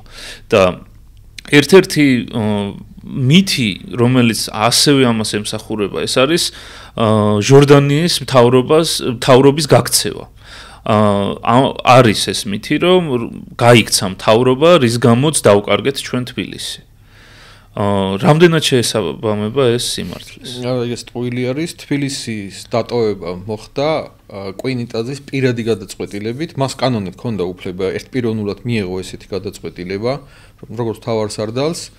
ეს ამბები დეტალურად არის მოგონებებში აღწერილი, სხვადასხვა წყაროები არის, ერთი არ არის და ესეც სურათი იკვეთება. კვინიტაძე იფიქრა და სწორს ფიქრობდა, რომ თბილისის ფლანგებზე შეიქმნა ძალიან ცუდი სიტუაცია. ანუ რუსებმა ახლოს მოწიეს ორი ცხენოსანი დივიზია, მე-18 და მე-12 და აპირებდნენ ერთი წასვლა შემოევლო ნორიოს და დამდგარიყო ავჭალაში დაახლოებით 2-დან 3000 კაცამდე და მეორე მანგლისიდან მოდიოდა და შემოდიოდა დაახლოებით აი წოდორეთის გავლით ლისის მიმართულებით და დაუნად ჩამოსულიყო დიღომში და დაეკავებინა დიღომი, აი მცხეთიდან შემოსასვლელი.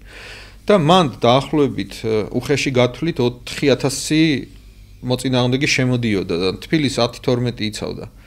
დაახლოებით 40% იმის, რაც ქალაქში იბრძოდა, ზურგში გადიოდა მოწინააღმდეგის და თუ დაიწყებდნენ შეტევას ფრონტალურს ყველა მიმართულებით, კვინიტაძეს არჩებოდა რეზერვი, რომელიც იბრძოლებდა იმ 4000 წინააღმდეგ. ამიტომ კვინიტაძემ კლასიკური გადაწყვეტილება მიიღო, რაც გენშტაბში ისწავლება, რომ როდესაც ალყის შემორტყმის საფრთხე არის, უნდა დაამოკლო ფრონტი. და მოხსნა ეს ნაწილები, ყველა დაწია მცხეთისკენ და იქ ფიქრობდა, რომ აი დიდი დიღომის თავზე რაც მთები არის, მან სანგრები დღემდე არის შემორჩენილი. იქ უნდა გამაგრებულიყვნენ და რუსები რომ შემოვიდოდნენ ამ ველზე მინდორში, აი იქიდან უნდა დაწყებულიყო კონტრდარტყმა. და უნდა გაგვენადგურებინა მან შემტევი ძალა და მათი ჩამოშლის იმის ხარჯზე უკან შევსულიყავით ქალაქში. ეს ახლა კლასიკურად თეორიულად კარგად ჟღერს და ლოგიკურია და შეიძლება რუსმა აი გააკეთოს, მაგრამ ქართველისთვის გრავიტაციის ცენტრი არის დედაქალაქი. დედაქალაქი იბძვის მთელი ქვეყანა. ესე ყოფილა, მაშინ ეგრე იყო. საუბრობდოდ ეხლაც ეგრე არის.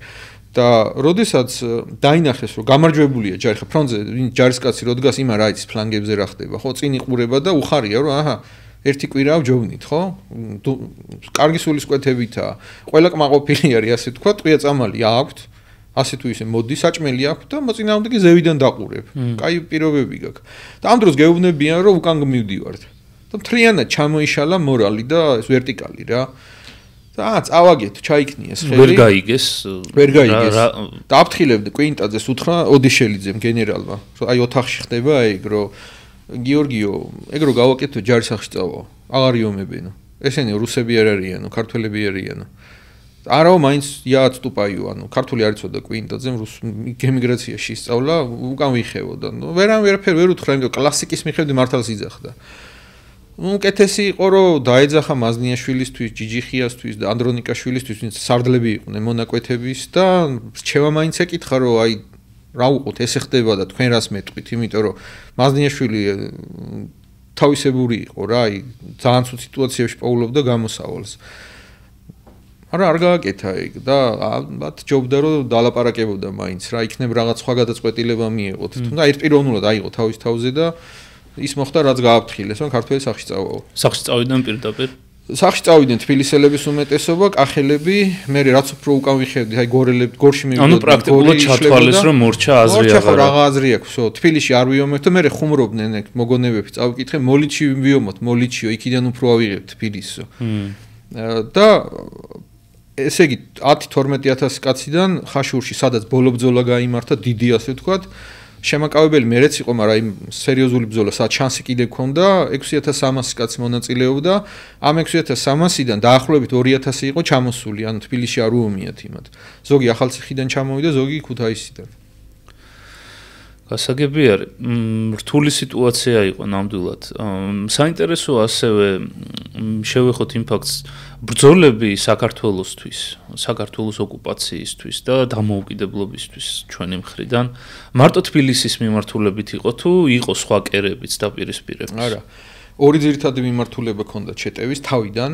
ეს იყო უბრალოდ ერთი იყო, ეს იყო ლორეს ოლქში და აინტერესებდათ რას იზავდა ჩვენი ჯარი. რო ნახეს რომ მეორე ბრიგადა არმიის განადგურდა და ორი ბატალიონი ტყვე ჩავარდა, უცებ ამოყვეს თავის ადახლოსთან. ანუ ერთ დღეში მოხდა ეგ. სხვა მიმართულებაზე წავიდა. კი, სხვა მიმართულებაზე იდგნენ, უბრალოდ ამას უყურებდნენ. იმიტომ რომ ერთხელ ძალიან ცუდად შემოუბრუნდათ 32 დივიზია რო გაუნადგურეთ, გააჩერდნენ რა და აინტერესებდათ ეხლა როგორ ვიყავით მზად და არ ამოვჭდით მზად. ხიდი რომელიც დანაღმული იყო, წარმოიდგინეთ, აი თითი ვერ დააჭირა ვერავინ, რომ ის ხიდი აეფეთქებინათ, გადაჭრეს კაბელი, 300 კაცი იცავდა მაგ ადგილს. აი ძალიან მოეშვით რა და გამოიყენა იქ მოწინააღმდეგემ. და მაგის მერე, როდესაც უკვე ლორე შემოვიდნენ და სადახლოსთან აღმოჩნდნენ, მიიღეს გადაწყვეტილება, რომ ფოილოს ხიდიდან დაეწყო შეტევა და ჩვენი ჯარი რეზერვი ვინც იყო, კონცენტრირებული იყო მარნეულთან. და ელოდებოდა თუ დაგვარტყავდნენ საითაც დაგვარტყავდნენ იქით წავიდოდნენ და რახან ლორედან დაგვარტყეს მთელი ეს რეზერვი მიაწყდა ლორეს მიმართულებას და ლორეს რომ მიაწყდნენ ამ დროს დარტყმა წამოვიდა ფლანგიდან აზერბაიჯანის მხრიდან ფოილოს ხიდიდან რა იქი მოვასწრეთ ის ხიდის აფეთქება და რაღაც მაგრამ გადმოვიდნენ წამოვიდნენ მაინც მოგვაწვნენ და შესაბამისად უკან დაიხიეს გაჩერდნენ მარნეულთან ამ დროს კახეთიდან დაიწყო კიდე შემოტევა. იქაც ყავდა ჯარი, მაგრამ 4ჯერ მეტი, 5ჯერ მეტნი იყვნენ და ნელ-ნელა ბრძოლა-ბრძოლით უკან დაიწყეს თიანეთისკენ იხევდა გენერალ ახმატელაშვილის დაჯგუფება. და მარნეულთან ვეღარ გაჩერდნენ, ფლანგი ცხენები დაინახეს, რომ ფლანგზე გადიოდნენ, დაზვერვა იყო იმათი და იმდენად იყო უკვე შეშინებული ჯარი, რომ მოიხსნენ იქიდან და თბილისისკენ გამოიქცნენ.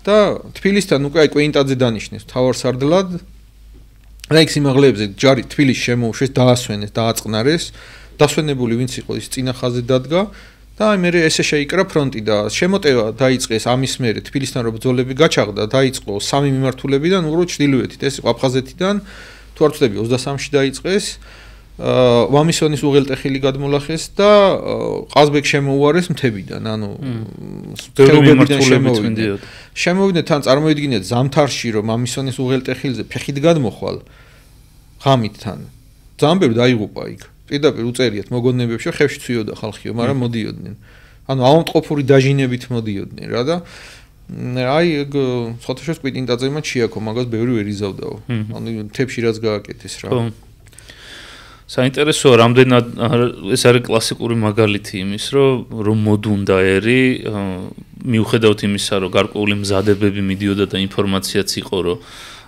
რაღაცას აპირებდნენ და კონკრეტული ინფორმაცია იყო რას აპირებდნენ მოდუნებამ მაინც თავისი ქნა და პრაქტიკულად ბევრი რამე შეაფერხა ხო ადრე ფეხბურთში გვემართებოდა ხოლმე ეგრე ბოლო წლებში გოლს უშვებდით რომ დუნდებოდით მოდუნება ცოტა სახიფათო რაღაცა კონცენტრაციას კარგავ კიდევ ერთი მითი ჟორდანიაზე, რომ განძის ამბავი, გაიტაცეს ქართული განძი, გაყიდეს, იქეიფეს.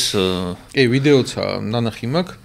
ხალხი ქეიფობს, ძველი ვიდეოა და აწერია, რომ ჟორდანიას თავრობამ განძი რო გაყიდაო, აი ქეიფობენო და ვიდეოზე არიან რუსები, რუსი ემიგრანტები არ არიან ეგენი ქართველები და არანაირ კავშირი არ აქვს არც განძთან და არც ქართველებთან მაგ ვიდეოს, მაგრამ ხო ნახაზიათ ეს მაგაც. ინდიახა და გადაარწმუნე, აბა, რო არ ქეიფობდნენ. ძალიან რთულია. მაგაზე აგერ წამოღებული მაქვს და თქვენ ისნებართით პატარა რაღაცებს წავიკითხო, დოკუმენტები არის, იმდროინდელი და ჯერსით არ გაქცეულან. მაშინ იუნკერებიც გაიქცნენ. 65 იუნკერი კურდღელი იყო, ვინ გაბედავს ახლა მაგის თქმას, ხო? დაადგინა დამფუძნებელმა კრებამ პარლამენტმა, რომ თავრობის ნაწილი, სამი თავდაცვის მინისტრი საქართველოს დარჩა. არავინ არ გაქცეულა. ამას კანონით აკეთებდნენ. დაადგინეს რომ ჟორდანია დროშა იყო, საგარეო საქმეთა სამინისტროს ხელმძღვანელი ჩხენკელი და ეგეთი ხალხი უნდა წასულიყო და ბრძოლა გაეგრძელებინა დასავლეთში და გვაღიარებდნენ უკვე დასავლეთში და ფრონტის ხაზი რახან აქ ჩამოგვეშალა კინეტიკური უკვე გადავიდა soft power-ში, ანუ რბილი ძალა უნდა ყოფილიყო ეს, აბა ვინ ლეგიტიმაცია ვის ქონდა ჟორდანიას. ხელი არ მოუწერა კაპიტულაციაზე. აქედან ისე წავიდნენ, რომ კაპიტულაციაზე ხელი არ მოგვიწერია. საბრძოლო მოქმედებების შეწყვეტაზე მოაწერა ხელი. ლორდ კიფანიძე. შესაბამისად არ გაქცეულან. მაშინ ვიუნკრებიც გაიქცნენ. ნახევარი იუნკრები გაყვნენ. იმიტომ რომ ჯარს მიმართეს და უთხრეს, ვისაც გინდათ წადითო რა, თუ ფიქრობთ რომ სასიკვდილო საფრთხე გაქვთო კომუნისტების ხელშიო. წადითო და ვისაც გინდა დარჩით, მაგ თავისუფალი არჩევანი ხე. კვინტაძეს ვინ დატოვებდა ცოცხალს, ხო? და იძულებული იყო წასულიყო, თორე ხა ვის უხაროდა ხა სამშობლოდან წასულა. შესაბამისად ეგ ამბავი ეგრე იყო და ამათ სერიოზულად იბრძოლეს იქ და რაც შეეხება ეხ განძს. ნუ განძი არის როგორ თქვა კურიოზული თემაა, მაგრამ ესე რომ რაღაც თემა უღმა იყოს წარმოდგენილი, იშვიათი არის რა, იმიტომ რომ აბსოლუტურად სხვა რაღაცა მოხდა. და რა მოხდა კონკრეტულად? ეს რა ამ თემაზე 455 გვერდიანი ნაშრომი აქვს გაკეთებული გურამ შარაძის. ღმერთმა აცხონოს იმდენად კარგად გამოიკვლია დემოკრატიული რესპუბლიკა, რომ ყველაფერი აქვს მეცნიერულად დოკუმენტები მხოლოდ, ან თავისი აზრები არ უწერია იქ. დოკუმენტები არის 455 გვერდი. ეს მეორე საქართველოს დაკარგვა იქნებოდა. აი ხო ვინც გვისმენს თუ დაინტერესებს დაგუგლოს და ნებისყოფა თუ ეყოფა წაიკითხოს 455 გვერდი. თუ არ ეყოფა ჩვენ დავეხმარებით კონკრეტული რაღაც მოკლე ინფორმაციით დასკვნებით რა. და ყველაფერი არის აღწერილი იქ. მოკლედ რო ვთქვათ, ესე იგი, ეს იდეა ვის გაუჩნდა, ხო? KP-ის იდეა.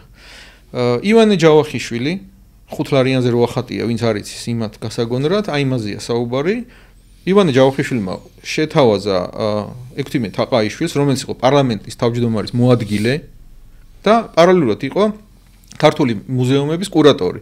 ანუ ეს კაცი საქართველოში განს აგროვებდა აქ რაც იყო, საეკლესიო განძი იყო თუ კერძო პირების კოლექციები, ფულს იხდიდნენ და მოქონდათ მუზეუმში. ძალიან დიდ ყურადღებას აქცევდნენ მუზეუმების ქსელის შექმნას მაშინდელ საქართველოში. კულტურის ნაწილი უნდა გამხდარიყო ეგ და მოცულში სამხედრო მუზეუმისთვისაც მაგრად ემზადებოდნენ.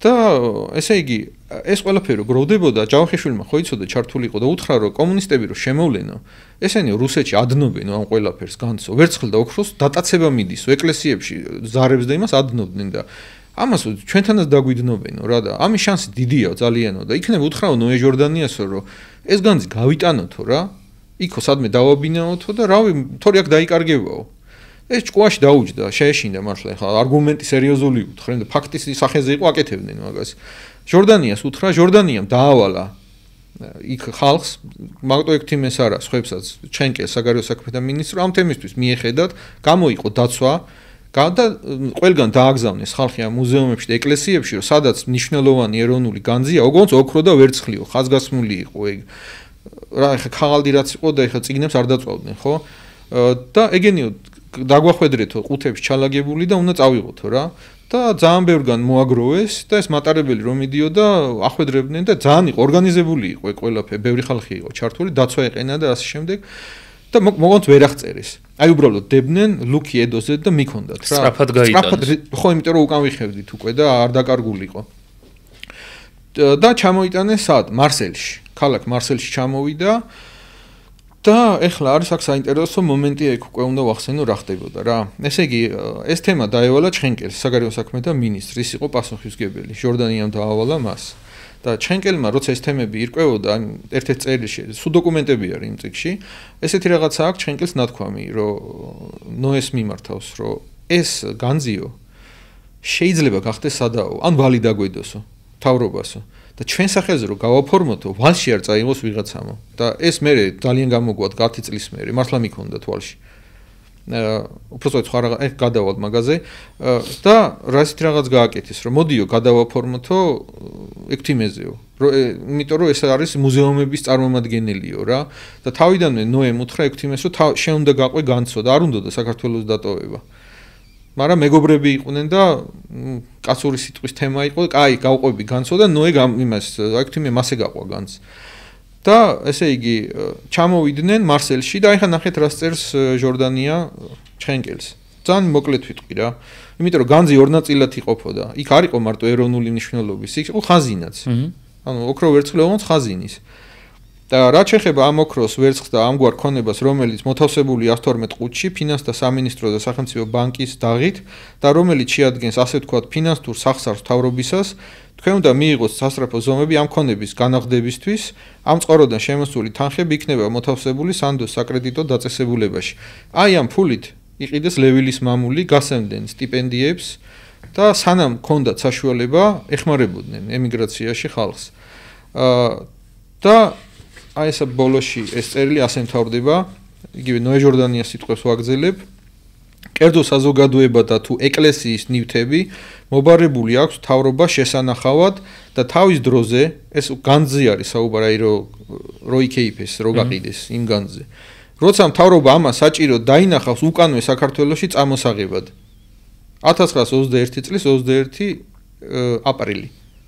აი როდის გადაწყდა კი არა და თავიდანვე ეგრე იყო ჩაფიქრებული მოეშორებინათ ბოლშევიკებისთვის და როცა ჩათვლიდნენ საჭიროდ რომ აღარ გადაადნობენ დაებრუნებინათ უკან. არავინ ამ განძს ხელი არ უხლი, ეგ არის ტყუილი. ხაზინა კი ბატონო, ხაზინა გაიყიდა და თქვი უკვე რაში დაიხარჯა. განძიდან არაფერი არ დაკარგულა. არათუ დაკარგულა 14 ყუთი, ჯამში 14 ყუთი დაამატეს მარსელის ბანკს იმიტომ რომ იქ რას ემიგრაციაში ვინ წამოვიდა, ზოგს რაღაც ჰქონდა წამოღებული და ყიდნენ და რაღაც ხმა მიყიდოსო და სანამ ჰქონდათ ეს ფული, ამას თვითონ ყიდულობდნენ და ამატებდნენ იმ განს. განზმა კი არ მოიკლო, მოიმატა. პირიქით არის ეგ. და აი ხა ძალიან საინტერესოა ექვთიმე თაყაიშვილი როგორ დანიშნეს 22-ში ეს ბრძანება 22-შია გაცემული ზურაბ ავალიშვილი იყო ამ თემის ხელმძღვანელი და ექვთიმე თაყაიშვილი დაიბარა ეგ წერია ბანკი აგზავნის ჩვენი მოთხოვნის შესაბამის ინსტრუქციებს ვიწყებთ ინვენტარიზაციას ორშაბათს მოძებნეთ მუშების სამუშაოების შესასრულებლად გააფრთხილეთ ბანკ დე ფრანსის მარსელის ფილიალი ჩამოდივართ კვირას აღამოს ანუ ჩამოდიოდა დელეგაცია ამ დელეგაციას ბანკში მიდიოდნენ ბანკში იყო დალაგებული ეს ყუთები და რა ევალა ექვთიმე თაყაიშვილს ექვთიმე თაყაიშვილს უნდა ენახა თლიანად აბსოლუტურად 300 ყუთამდე იყო და სათითაოდ გადაერჩია რა იყო ეროვნული მნიშვნელობის და რა არ იყო ეროვნული მნიშვნელობის ამიტომ ექვთიმეამ ამა დიდი სამუშაო გაწია და გადაანაწილეს და იმას რაც თქვია განძი ის დალუქეს ბანკმა შეინახა თან ისე შეინახა რომ გერმანელებმა ვერ იპოვეს მართლა გადამალეს ნოე ჟორდანიას ნათქვამი აქვს რომ ეგ გადამალეთო ყველაზე რთულად როგორც შეიძლება და გამოტანა ის ვარიანტი ამაში ფულს ვიხდიდით უფასოდ კი არისო ის განძი იქ თავრობა ფულს იხდით ამის ქვითრებიც კი არის იმ წიგში რა როდის რა გვა გადახდილი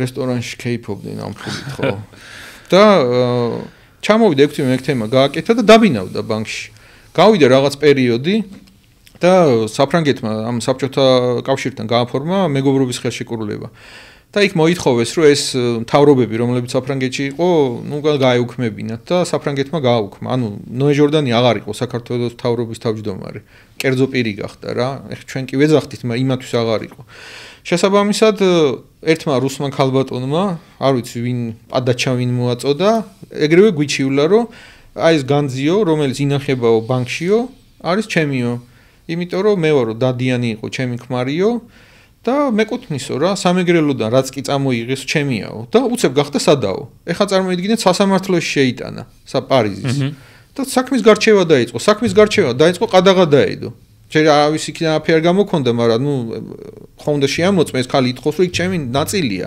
ხონდა გამოიტანო და ნახო რა აბა ქალბატონო რომელია შენი სადაო რა არის და ატყნერთი ამბავი მაგაზე ეს ხდება 1935 წელს რა და აქ ძალიან ბევრი წერილები არის ახლა ვისაც აინტერესებს ნახავს მაგრამ აღარ წაგიკითხავთ ეხლა საინტერესო კია მაგრამ ბოლოს ეს ალიაკოთი იმით დამთავრდა რომ ექვთიმე თაყაიშვილმაც მიწერა წერილი საფრანგეთის მთავრობას რომ ეს მთავრობის არ არისო ეს არის მუზეუმები და აი ჩენკელმა რო უთხრა ეს მაშინ შეიძლება მოხდეს ის მოხდა წინასწარ გათვალეს კი გათვალეს და გამართლა კიდევ კი და შენ მიწერეო წერილიო ჩვენ აღარ დაგვიჯერებენო რა უთხარ მუზეუმების არისო მართლა ეგრე იყო მუზეუმების არ მე ვარო მაგ მუზეუმების წარმომადგენელიო რა რას დავაქვთ მანდო და გაურთულდა ძალიან იმ მომჩივან მხარეს აქეთ დავა და ეს გაიწელა წლებზე ანუ ეს უცებ არ მომხდარა სულ იყო ეს მიმოწერა და ადვოკატის ჩივილები და რაღაცეები და მოკლედ აი აქ ესე როგორ დამთავრდა ახლა ეგ ამბავი მაგას ვიტყვით რომ ძალიან საინტერესო არის თავისთავად პროცესი რა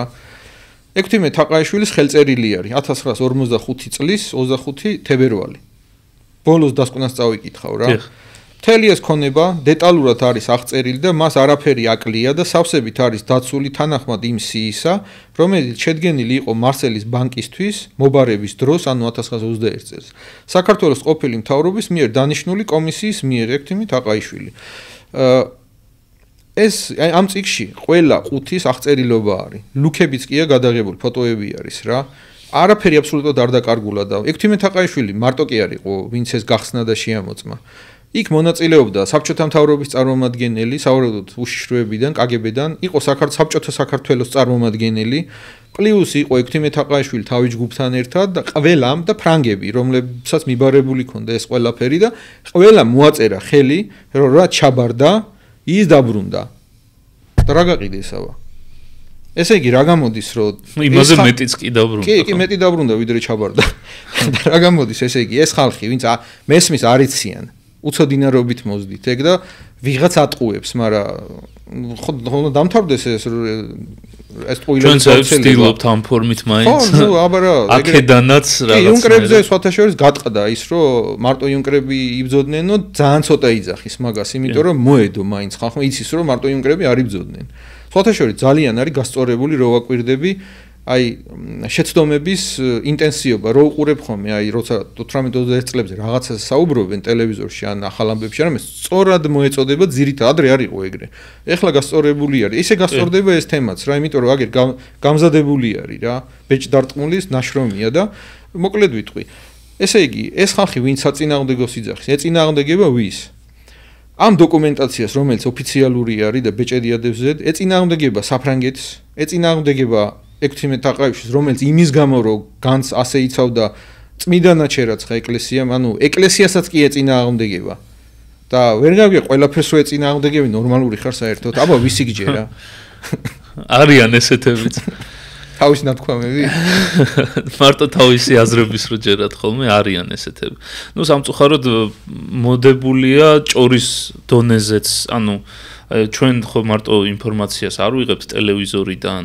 ან სანდო წყაროებიდან ხალხი ერთმანეთში საუბრობს გადმოცემით იციან იქ ვიღაცის ბაბუამ რაღაც დატოვა იქ წერილებშიც იქნებოდა დარწმუნებული ვარ საბჭოთა კავშირის დროს მიდიოდა ამოშლა ამ პერიოდის და ვისთანაც ვერ ამოშლიდნენ მიდიოდა პროპაგანდა წინააღმდეგ როგორც თქვი მაქსიმალურად ცდილობდნენ ამოეშალათ ქართველი ადამიანიდან ის ფაქტი რომ ქართველს შეუძლია სახელმწიფოს შენება და კარგი სახელმწიფოს შენება და აქვს ამის უნარი განს რო შეჭამს თავრობა იმ ქვეყანას მომავალი კი არაფერი არა და ის აუცილებლად უნდა დავამატო სტალინის ფაქტორი დიახ იმიტომ რომ გაბუქებულია ძალიან ეხლა რა მოხდა როდესაც აი წეგან რა წავიკითხე 21 აპრილის 1921 წლის ჟორდანიამ იძახის რომ ამას ვაბრუნებთ უკან მომენტი უნდა დადგესო ეგ მომენტი დადგა აი 44-45 წელს როდესაც საფრანგეთმა დეგოლმა დაიბრუნა ასე თქვა ნუ დაეხმარნენ და დაბრუნდა საფრანგეთში საფრანგეთი ძალიან უჭირდა ომი იყო ეხლა და არავის ვალუტა და ოქრო არ ქონდა ხო და ეს თან სადაუე ჩვენი განძი რა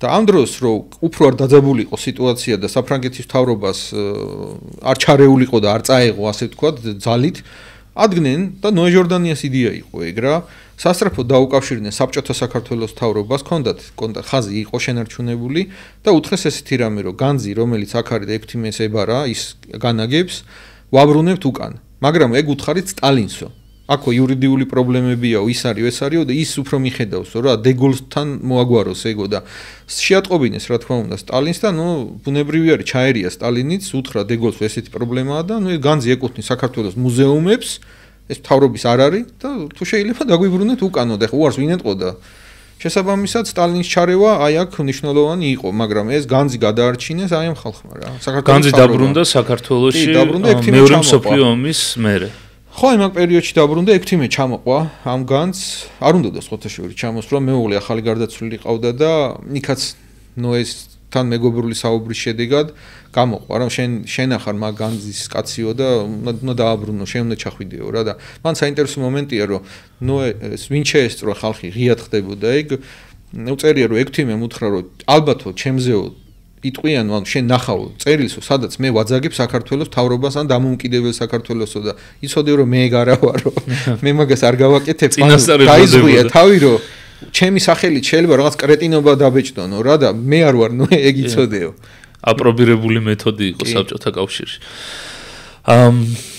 რო დაუბრუნდეთ საქართველოს ოკუპაციას და აი უკვე ბოლოში გავდივართ როგორი რეაქცია ჰქონდა საქართველოს საზოგადოებას საბჭოთა მმართველობაზე იმიტომ რომ 21 წლის დაპყრობის შემდეგ 24 წელს მოეწყო აჯანყება მაგრამ ეს არ იყო წარმატებული ან ასე ვთქვათ ფართოდ გავრცელებული და პოპულარული აჯანყება და ვინ აჯანყდა, რატო აჯანყდა, როგორ აჯანყდა? ძალიან საინტერესო იქნება ვისაუბროთ.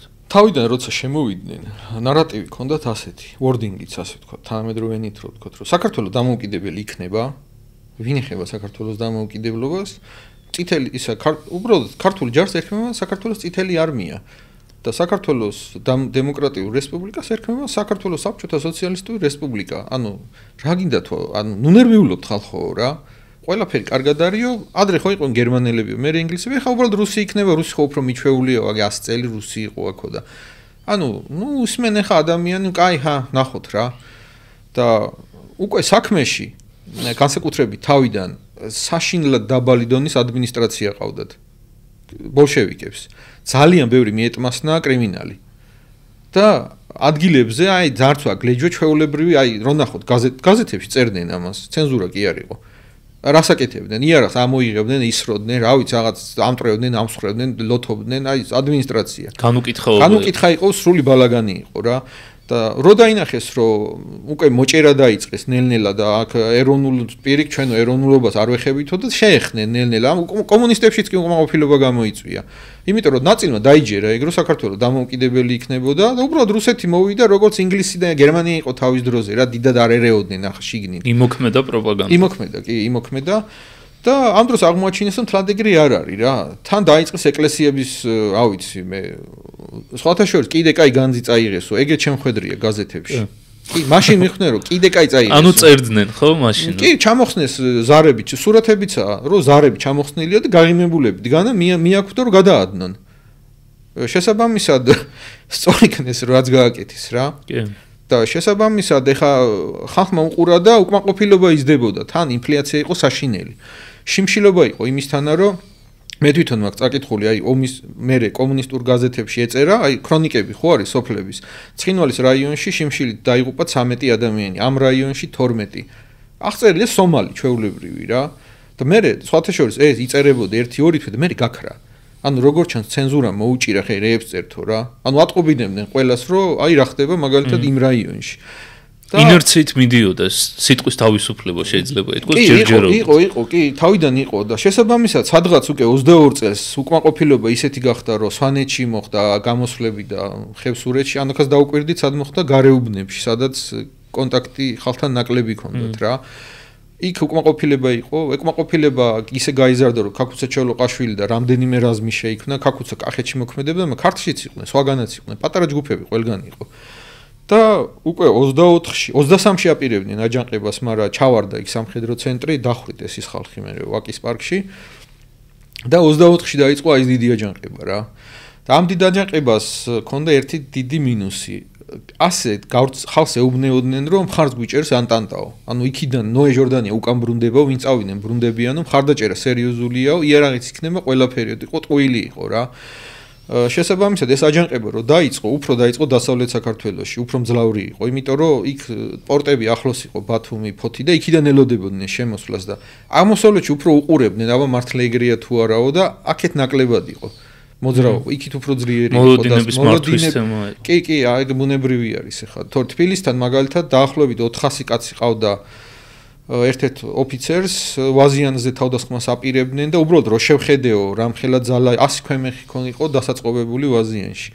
რო რამხელა ძალა კომუნისტები მობილიზდნენ ძალიან სწრაფ. ერთი დღით ადრე დაიწყო ჭიათურაში და უკვე მოქმედება დაიწყეს, დახვრეტებიც დაიწყეს, ვალიკო ჯუღელი მაშინ დახვრიტეს. და ვალიკო ჯუღელი ჭიათურაში აჯანყდა? არა, ვალიკო ჯუღელი საფრანგეთში იყო წასული, გაყვა მთავრობას, სახალხო გვარდიის სარდალი და ჩუმად ჩამოვიდა ამ აჯანყების მოსაწყობად აპრილში. ბენია ჩხიკიშვილთან და სხვებთან ერთად ერთი ჯგუფი ჩამოვიდა. ჩამოდიოდნენ ემიგრაციიდან და თბილისში დააპატიმრეს ზედ აჯანყების დაწყების წინ. დააპატიმრეს და შემდეგ უკვე დოკუმენტები დაუდეს წინ, რამდენად მაღალ დონეზე იცოდნენ, რას აპირებდნენ. აი ეს პირდაპირ აჩვენეს ჯუღელს და თხოვა კომუნისტებს, რომ მიმართვას გავაკეთებინებ, რომ იქნებ ვინმე დამიჯეროს და არ აჯანყდნენო რა. და ეს ვალიკოს წერილი გამოაქვეყნეს ჯუღელის. რომ მოუწოდებდა რა, რომ არავინ ჩემზე არ ძალადობსო, მაგრამ გეუბნებით არ აჯანყდეთ. არ დაიწყოთ გამოსვლები, აი ყველაფერი იციანო რა, მაგრამ არ დაიჯერეს ახლა ვალიკო მაგას არ იტყოდაო და მაინც აჯანყდნენ. მაგრამ ალალად ვალიკოს წერილი იყო ეგ და შესაბამისად უშანსოთ იყვნენ რა. მაგრამ თავის გზაზე იდგა ეგ ხალხი ეგონათ, რომ ეს რუსეთი ყიფე იყო. ახლა რასაც უყურებდნენ, ნო ეს გამოშტერებულები დიდხანს როგორ უნდა იყონ აქო. ძალიან დაბალი დონის ადმინისტრაცია. მე ნელ-ნელა გაუმჯობესდა რა, ეგ თავიდან ძალიან სუსტები იყვნენ და თვითონ ხალხშიც აი კომუნისტებს უწერიათ ეგეთი რაღაც თავიდან აღწერა გააკეთეს და 10-ჯერ მეტი პარტიული ყავთო სოციალ-დემოკრატებს ვიდრე ჩვენო. ოკუპაციის მერეც ეგრე იყო. ხალხი ისე იქრჩებოდა. ჩუმაცვავდნენ იქ მთავრობის ადგილგზელოებს და ასე შემდეგ, მაგრამ ჩაახშეს ეგ რა. აი აჯანყებამ ძალიან ცუდი როლი შეასრულა მაგ კუთხით. თუმცა აი მაგ აჯანყებებზე, მაგ რესპუბლიკაზე, აი დაუღრილ სისხლზე დგევარ დღემდე, იმიტომ რომ რუსებმა გაითვალისწინეს ეს რომ რესპუბლიკები არსებობდა. 3 წელი კი იყო აი უკრაინა, საქართველო, ასე შემდეგ, მაგრამ დატოვეს სტატუსი ქონდა რესპუბლიკა გუბერნიებად არ აქციეს, როგორც ადრე იყო მეფის დროს რა, შეუნარჩუნეს, შიდა ეროვნული ავტონომია ქონდა. კომუნისტების დროს მაგალითად მე მოვესწარი, სადღაც 13-15 წლის ვიყავი, რომ დაიშალა, მაგრამ მანამდე ეს პიონერიც ვიყავი რა, ანუ ვიცი იქ რა შიგნით რა ხდებოდა და ეროვნული რაღაცეები, როგორ გითხრათ, არ იყო მაინდა-მაინც შეზღუდული, შეგეძლო გელანძღა, რუსეთი ოღონდ იმპერია უნდა გელანძღა, მეფის, ეს არა. ეს კარგია, უნდა გეთქვა, მაგრამ ის ძველი დრო, როგორც გინდოდა და რა ბრუნვაშიც გინდოდა, შეგეძლო გელანძღა და ფაქტობრივად რუსეთის ლანძღვა იყო ის. შესაბამისად, ის ქართველები, რომლებიც საბჭოთა საქართველოში დაიბადნენ, ინფორმაციას ღებულობდნენ, ერთს რასაც თვითონ უყურებდნენ, ნეილონის ნაძვზე ფილმი, ვისაც აქ დანახი, ეგ იყო საბჭოთა კავშირი. 1985 წელსაა ეგ ფილმი გადაღებული, პიკზე როა საბჭოთა კავშირი და რა კურიოზული წარმონაქმნი იყო, აი მაგ კომედიურ ფილმში ჩანს. კომუნისტების დროსაა გადაღებული, ვისაც არ აქვს ნანახი, უბრალოდ უყურეთ რა. საქართველო არის აღწერი, მართლა ეგეთი იყო, მე მახსოვს ეგეთი საქართველო. და ერთი მხრივ ეს ტყუილი იყო და აი ეს ანტირუსული იყო, ოღონდ ანტიიმპერიული რა, აი მეფის დროს რა ცუდი იყო, რებს უშვებოდნენ ქართველებს, ეგ იცოდნენ ქართველები, ამას არ მალავდნენ. აი ეგ იყო მაგათ შეცდომა. ანუ სიმართლე იცოდნენ მაინც. პლუს აი ეს ხალხი, ვინც იბრძოდა მაშინ იმას ხო ყავდა ოჯახში, პაპა, რომელიც იბრძოდა, ის ხო სახში მაინც წყვებოდა მაგ რაღაცებს. ჩემი მიმართულებით უფრო ბოლშევიკებისკენ იყვნენ. არ იყვნენ სოციალ-დემოკრატები რა. შესაბამისად მე მესმოდა ორივე ისიც, აი პაპა ჩემი მეუბნეოდა ჟორდანია და რა ვერ ვიგებდი, პატარა ვიყავ რევს იძახის მეთქი, მაგრამ ესე მითხრა რომ ეხლა მალეო ესო დაიშლებაო საბჭოთა კავშირიო, მაშინაც ეგრე მოხდაო და ისევ მოკვდა, მაგრამ სხვა ნუ ემოვაო რა. მეთქი რა ნუერებს მე მოხდა მართლა ეგრე, ანუ დრო იგძნო. იგივე ხდებოდა, რაც თვითონ მოესწრო ახალგაზრდობაში. და აი მოკლედ იყო რა ეს მახსოვრობა შემონახული. მახსოვრობაც იყო და ისტორიულ პრეცედენტსაც ძალიან დიდი ძალა აქვს. დატოვეს რუსებმა აი გუბერნიად ვეღარ აქციეს, ვერ აქცევთ. უნდა ყოფილიყო რესპუბლიკა და სამინისტროებიც იყო და ყველაფერი იყო რა. კიდე ჩვენ როცა გვეუბნებიან რომ თქვენ მოგვიწვიეთ რას გვერდში არ ვართ დამპყრობელი, ყოველთვის გვაქვს არგუმენტი რომ თუ ეგრე იყო, მაშინ ეს ბრძოლები რატო იყო, ამდენი სისხლი რატო დაიღო და დამოუკიდებლობის შენარჩუნება. აბა ფაქტია რომ თუ მოგიწვია რაღაც გეომები. შეიძლება საბოლოოდ ითქვას, რომ ქართველი ადამიანი საბჭოთა მმართველობას მოერგო. საერთოდ როდესაც სიტუაცია ხდება თვითგადარჩენის რეჟიმში გადადის, ცოცხალ ორგანიზმს ადამიანზე არ მაქვს ლაპარაკი. აქვს ერთადერთი გადარჩენის საშუალება, რომ შეცვლის სიტუაციას უნდა მოერგო. რომ ელემენტარულად გადარჩე რა. იქ შეიძლება მაგრა იბრძოლო და განადგურდე. შეიძლება ჭკვიანი იყო, მაგრამ ალღოვერაუღო. და შესაბამისად უმეტესობა იძულებული იყო, რომ აყოლოდა ამ საბჭოთა ნარატივს.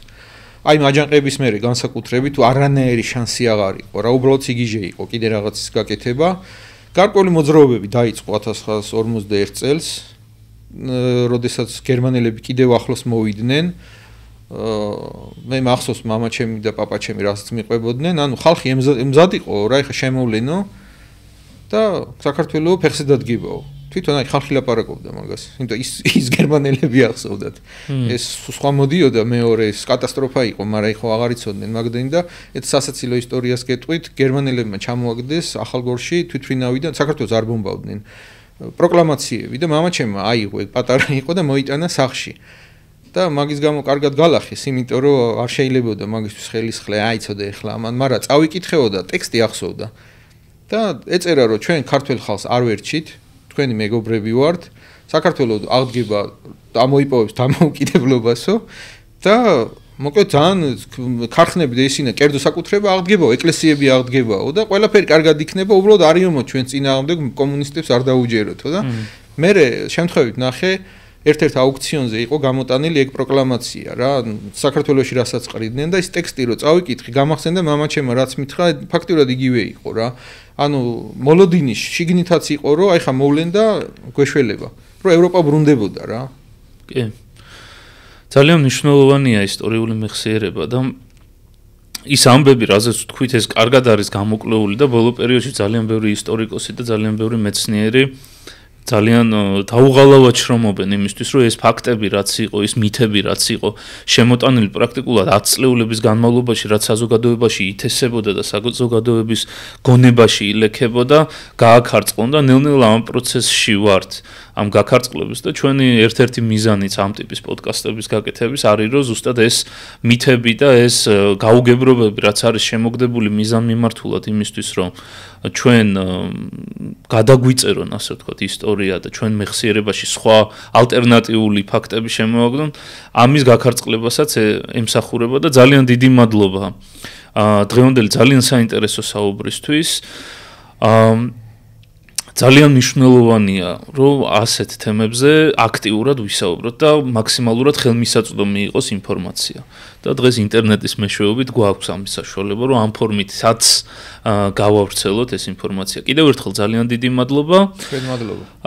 ჩვენ მაყურებელს კიდევ ერთხელ მინდა შევახსენო, რომ როგორც ბევრჯერ ვისაუბრეთ, სიმართლე გაცილებით უფრო რთულად ვრცელდება, ვიდრე დეზინფორმაცია, ამიტომ ამ ინფორმაციის გავრცელებაში თქვენ გაქვთ გადამწყვეტი როლი. გთხოვთ მოიწონოთ, გააზიაროთ ჩვენი პოდკასტი და ასევე გთხოვთ გამოიწეროთ ჩვენი, ანუ საინფორმაციო თავდაცვის ლეგიონის Facebook და YouTube გვერდები. ჩვენ კი შევხვდებით შემდეგ სამშაბათს 17 საათზე. დიდი მადლობა.